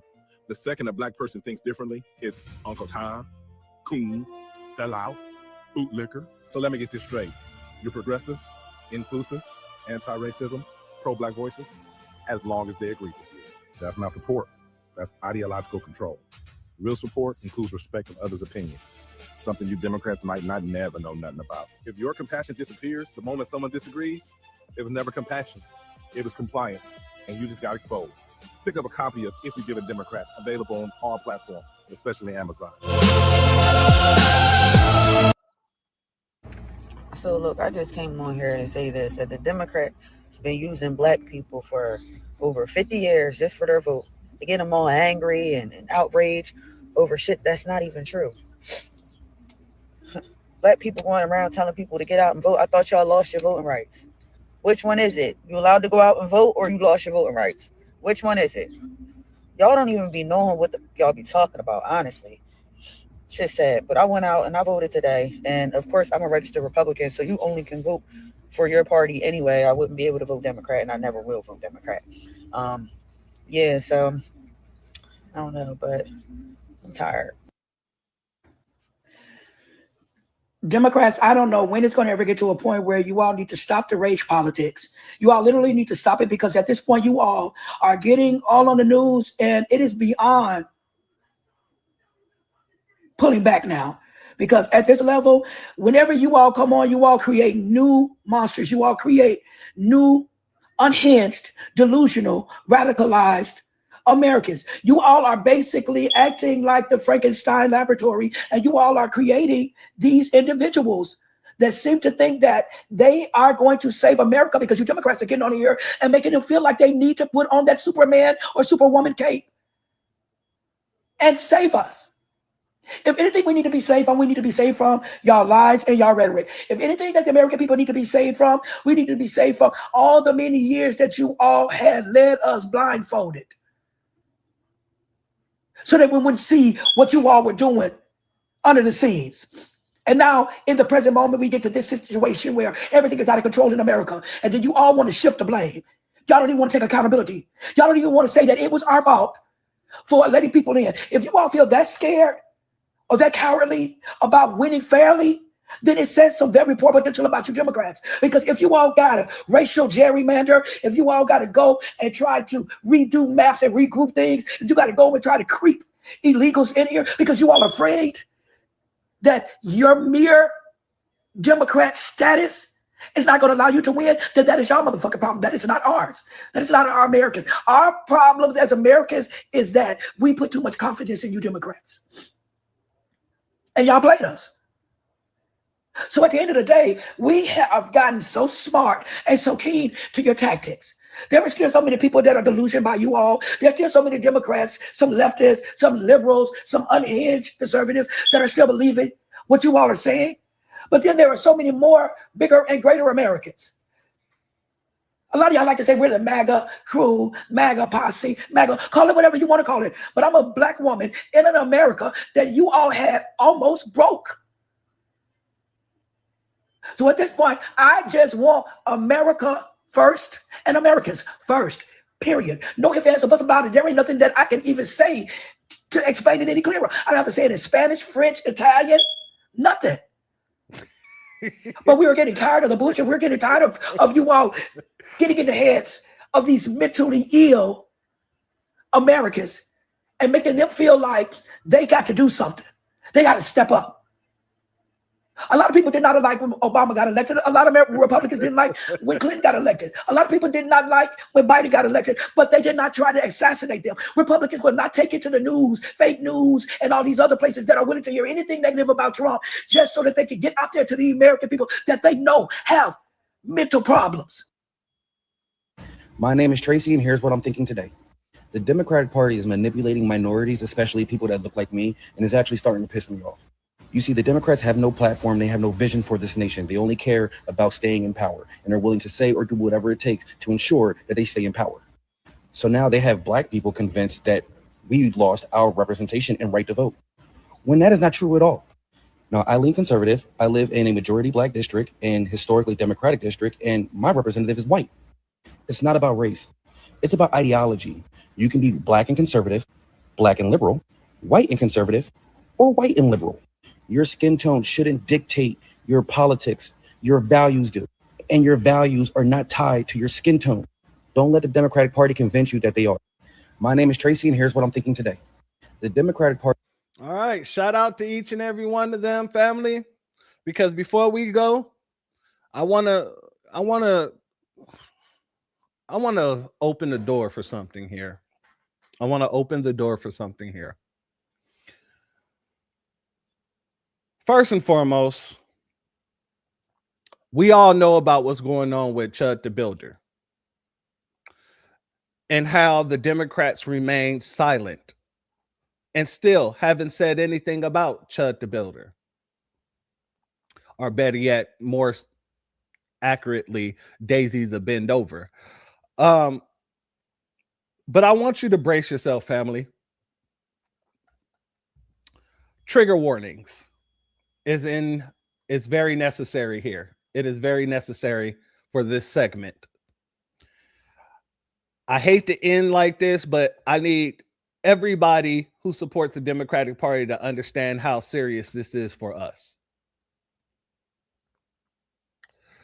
While the Democrats are running around here putting on these, I don't even know what to call them, performative theatrical events and things like that, they could actually be doing some good. They could actually be speaking up for our interests at this point in time, and they're choosing not to. Chud the Butt. I was about to say this man's name and this popped right on up. Oh, Jesus Christ. All right, yeah. Chug the butt plug. Damn. Chud the bend over. Oh, that situation is just one of many. So I want to show you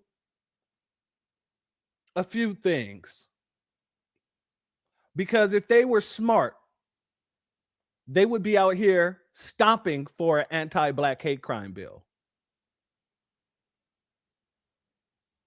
Really, since it's a race situation and it might get thrown out, they should be stomping for a freedmen's hate crime bill. And let me show you why. We're not even going to talk about Chud. We already know about Chud. I want to go here.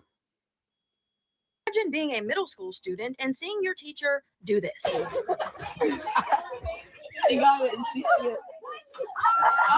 A Florida teacher at Barrington Middle School is under fire after a student recorded a video of her wrapping a charger cord around a black baby doll's neck and throwing it directly over a television for the entire classroom to see. According to a Facebook post by Nina Williams, a mother of one of the students, she said, quote, "When the children called out the blatant, disgusting act of hate and asked why she hung that doll by its neck, she laughed it off. Her excuse to our kids was that she did it to get their attention. This emotionally affected all the children in that classroom. My son's friends of different cultures and races were deeply offended and disturbed by this racist act. These kids stood unified, grabbed evidence, and wrote official statements today." Nina says they spoke to the principal, and the Barrington Middle School sent an automated message to all the parents that there is an open investigation with the school district and that the teacher has been removed from the classroom until the end of the investigation. According to the mother, the teacher's name is Karen Savage. You don't understand how anybody thought that this was acceptable, or a teacher. She took the charger cord and wrapped it around the baby's neck and tied it. Everybody started telling her it was wrong and racist. I'm still in shock. That's something I didn't expect my children in 2026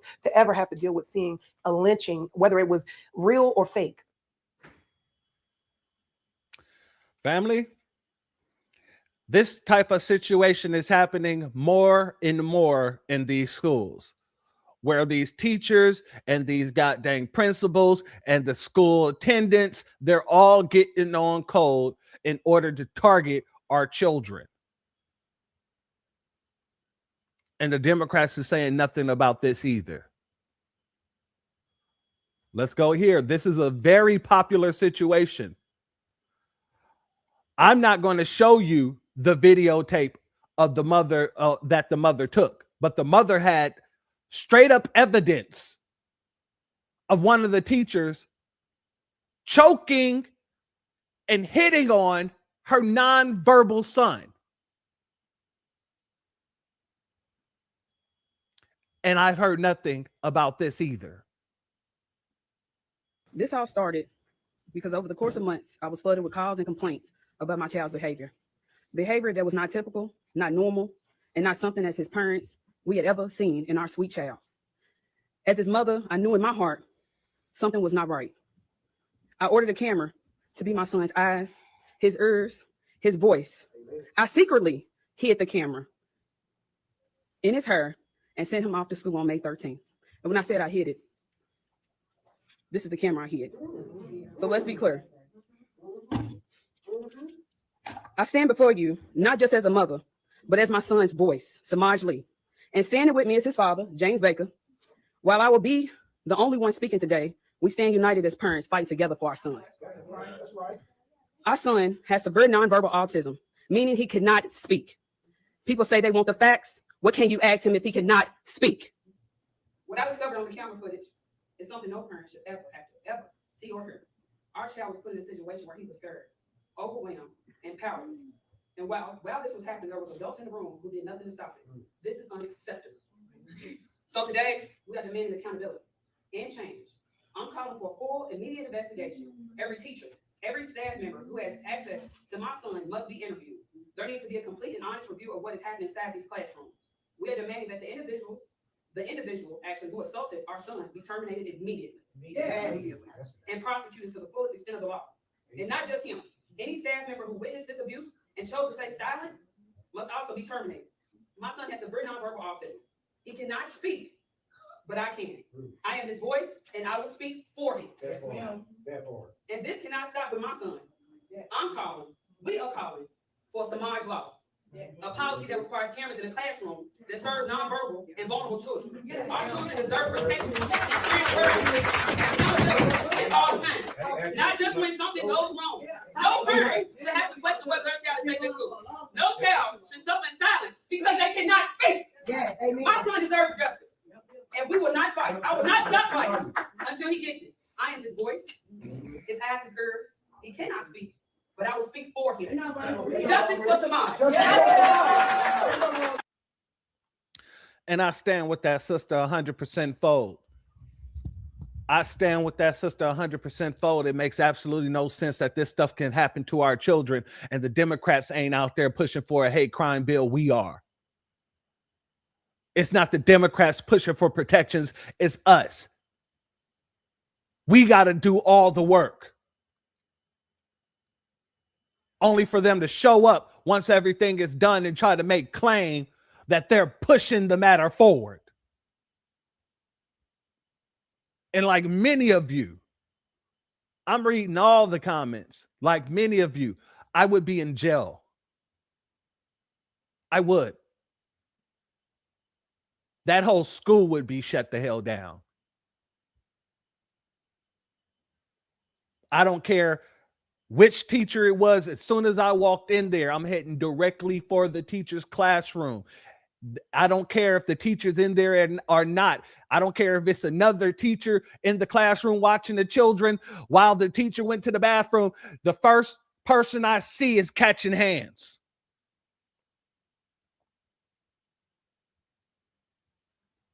You got the game messed up. And the school tried to protect the teacher. For all those who saw the videotape, you can understand why I did not play it here.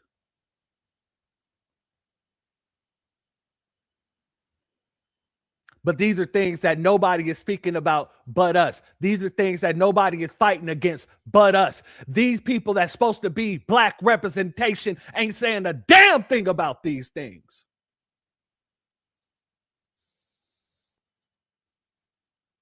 So what the hell good is it to have these people in these seats when shit like this continues to happen and they don't even make a mention of it?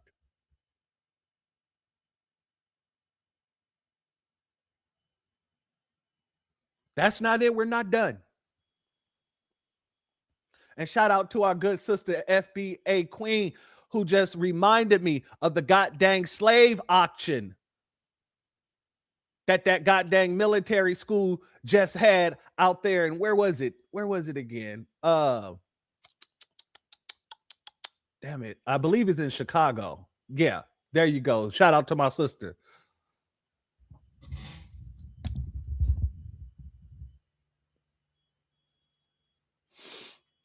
Family. Yeah, that's where it was. Carver Military Academy. Thank you, my sister. Thank you very much. I also want to go here. Jamal Bryant is not for the sanctity of life. He is pro-abortion.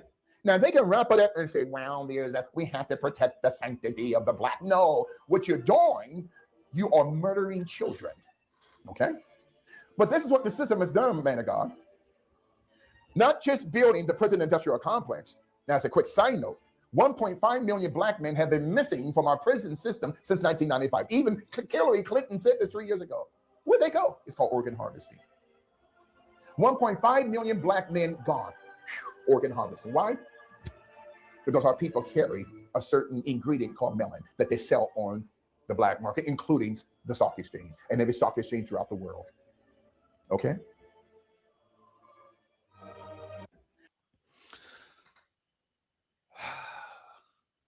I haven't heard no Democrats talking about that either.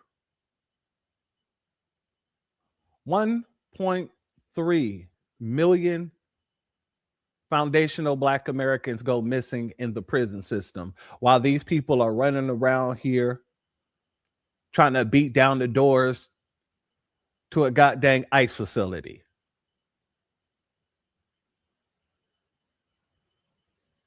$1.3 million.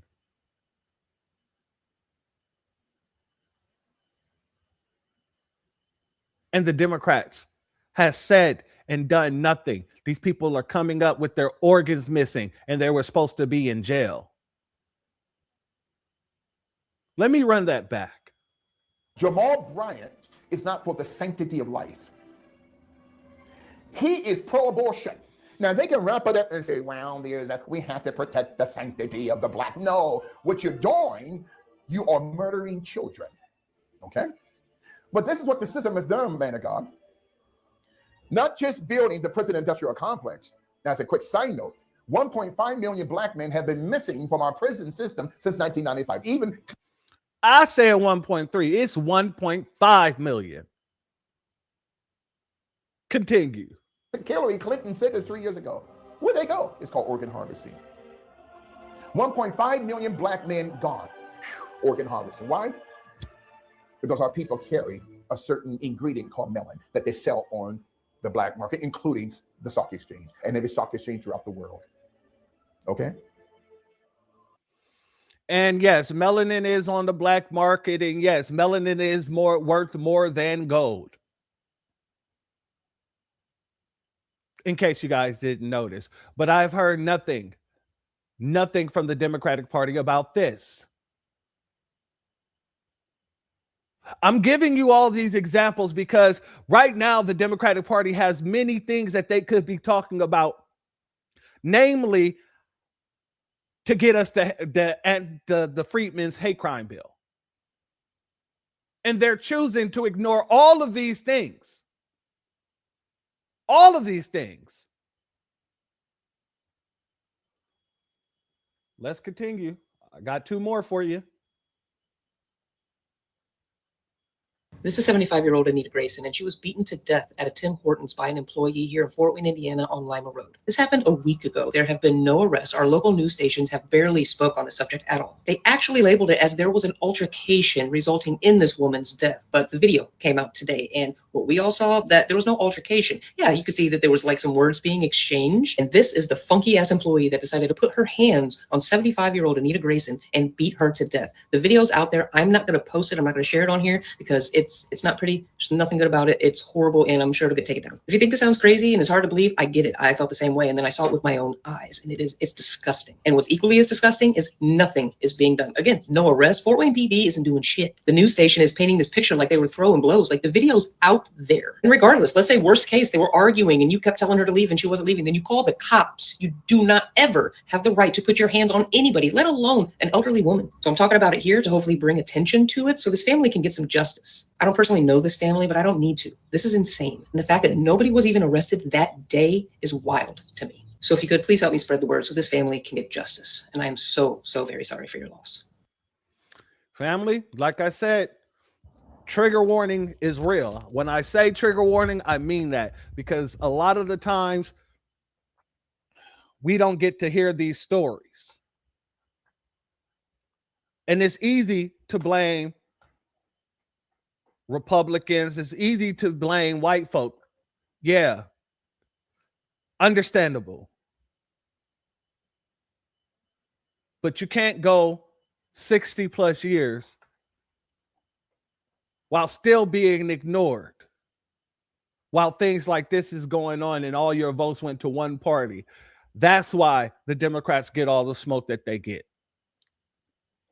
Because all of this stuff that's happening to us is happening because they have done nothing for us. It's happening because they practice benign neglect. It's happening because they refuse to bring us a hate crime bill but want to give it to the damn Asians. It's happening because these people quite literally turned their backs on foundational Black Americans, especially when Barack Obama was in office, which gave these white supremacists the head nod, the little wink, wink. Nothing's going to really happen to you if you do A, B, and C.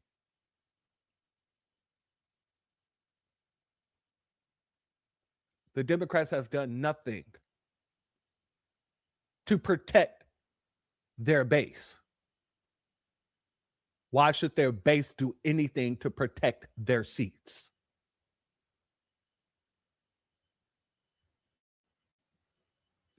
I'll play this last clip in closing. I want to give a shout out to our sister Jessica out there in Chicago. Let's go here. The reality is this. Black people's voting is not in danger, and you know it's not. And you know it's not. I'm 63 years old. I've been voting since I was 18. I have never had a problem voting. Now, that may apply to my mother and father. It applies to my grandparents. Surely it does. And in fact, because it does, every single person in this room, including that Jewish lady that just got up and talked, need to really be thanking us. Really need to be thanking us for giving y'all the right to vote, for giving y'all the right to be here, instead of sitting up here manipulating the Voting Rights Act like something's getting ready to happen to our right to vote, when you know that's not true. So now you all gonna drag Black people in here, definitely some senior citizens, and gonna have them come up here and talk about how they scared to vote, how this messed up their right to vote, women need to vote, all that junk, when you know it's not true. Just like you sit up here and make like Black people can't get IDs. Us requiring IDs to vote, it's gonna stop Black people from voting. Why Black people ain't got IDs? See, you all get more and more ridiculous. But you can't, in this room full of these Black people, talk about that federal case that just got filed Monday that's talking about how you all are stealing property at Cook County sales. Where the Black people in here? Raise your hand that if they told you to come in here to talk about how your property got stolen. Where you at? Huh? Because we got commissioners in here that know for a fact it's happening. Catskill, you know it's happening. Lori, you know it's happening. Michael Scott, you know it's happening. Lamont Williams, come on, you give up cases for the county. You know it's happening. Donna Miller, you know what's happening. Come on, y'all Black people that they done send here with these 501c3s, that they got y'all in here talking for them. Why y'all ain't in here talking about how they stealing our property? 1 minute. Where y'all at? Come on, because y'all getting ready to come up here to this mic and lie for the cameras to say that Black people's voting is done by this Louisiana thing and Donald Trump and the Trump administration, when Donald Trump is in front of the Supreme Court right now fighting for the 14th Amendment, saying that Black people, that amendment was for Black people. 30 seconds. Not for birthrights, not for people to anchor themselves over here illegally. And they got y'all Black people in here getting ready to talk against him. I mean, y'all real sick up in the head. You're sick in the head and more sicker in your spirit. This is insane. Time is. Shout out to our sister Jessica out there cooking them as usual, keeping them people on flames, especially because they out there trying to take her fucking property. I didn't even want to cuss in this broadcast. Well, at least not say that word, but that's what they're doing. I don't give a damn how many Democrats lose their damn seats. With all this going on, this is happening to her in a Democrat goddamn state. Don't talk to me about Black voices and Black voices being lost. You guys are quite literally covering and muffling the voices of our community, because it does not fall in line with the bull stuff that you guys are running around here peddling.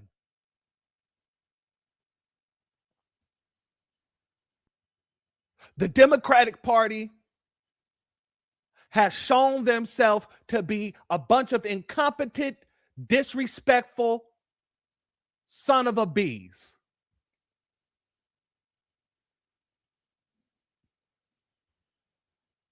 The Republican Party has shown themselves to be the very same way.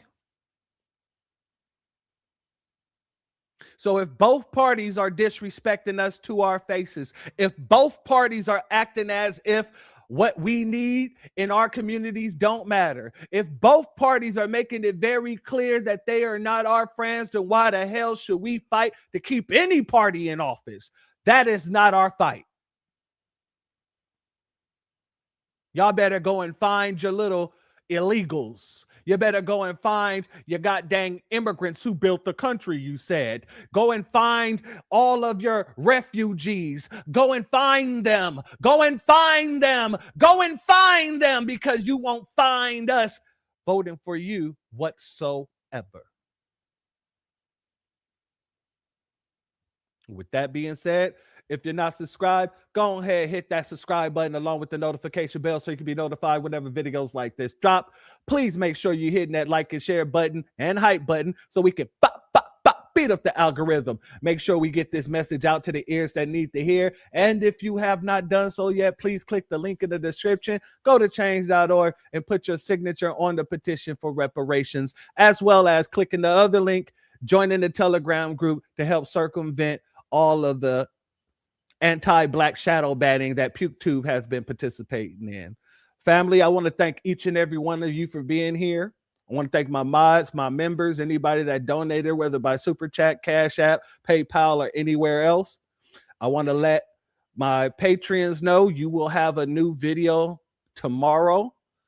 And my members, you will have new videos the next day.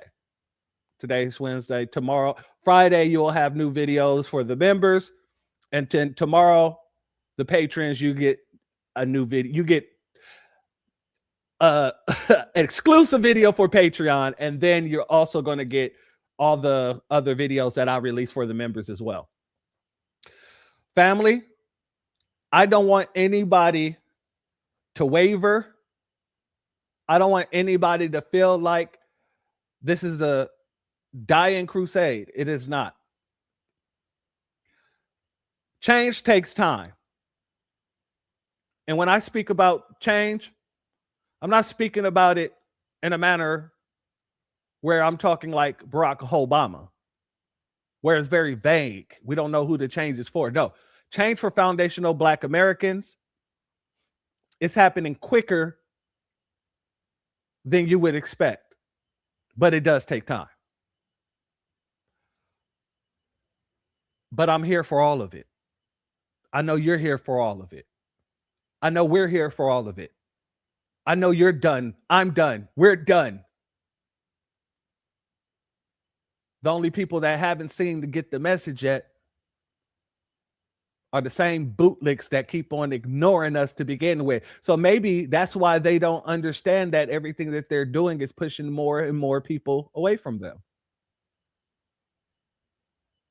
Because y'all not listening. But that's okay. Your think tanks are.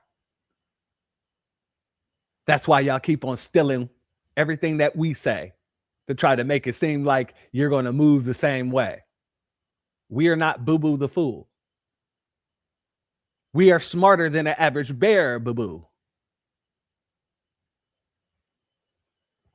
And let's be very clear. Shout out to our sister Patricia. Shout out to Houston. Let's be very clear. If all of the congressional Black talkers lost their positions, if all the congressional Black talkers lost their seats, I would be in a cowboy hat the very next day. Brand new boots. I would go buy brand new boots. And I would be right there, line dancing on their graves.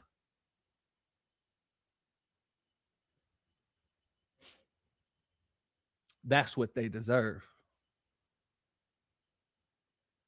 With that being said, family and friends, I want to thank you all for lending me a piece of your time. Much love to each and every one of you. Stay safe. Stay black, stay foundational. The doors of the church are now closed. Peace, family. My grandfather built this country, man. He fought wars for it. And most places he went wouldn't let him sit down and get a cup of coffee. I can't even catch a cab in New York. You know, it doesn't matter how many degrees I get. All you people see is color. Your grandfather was an immigrant. You're American.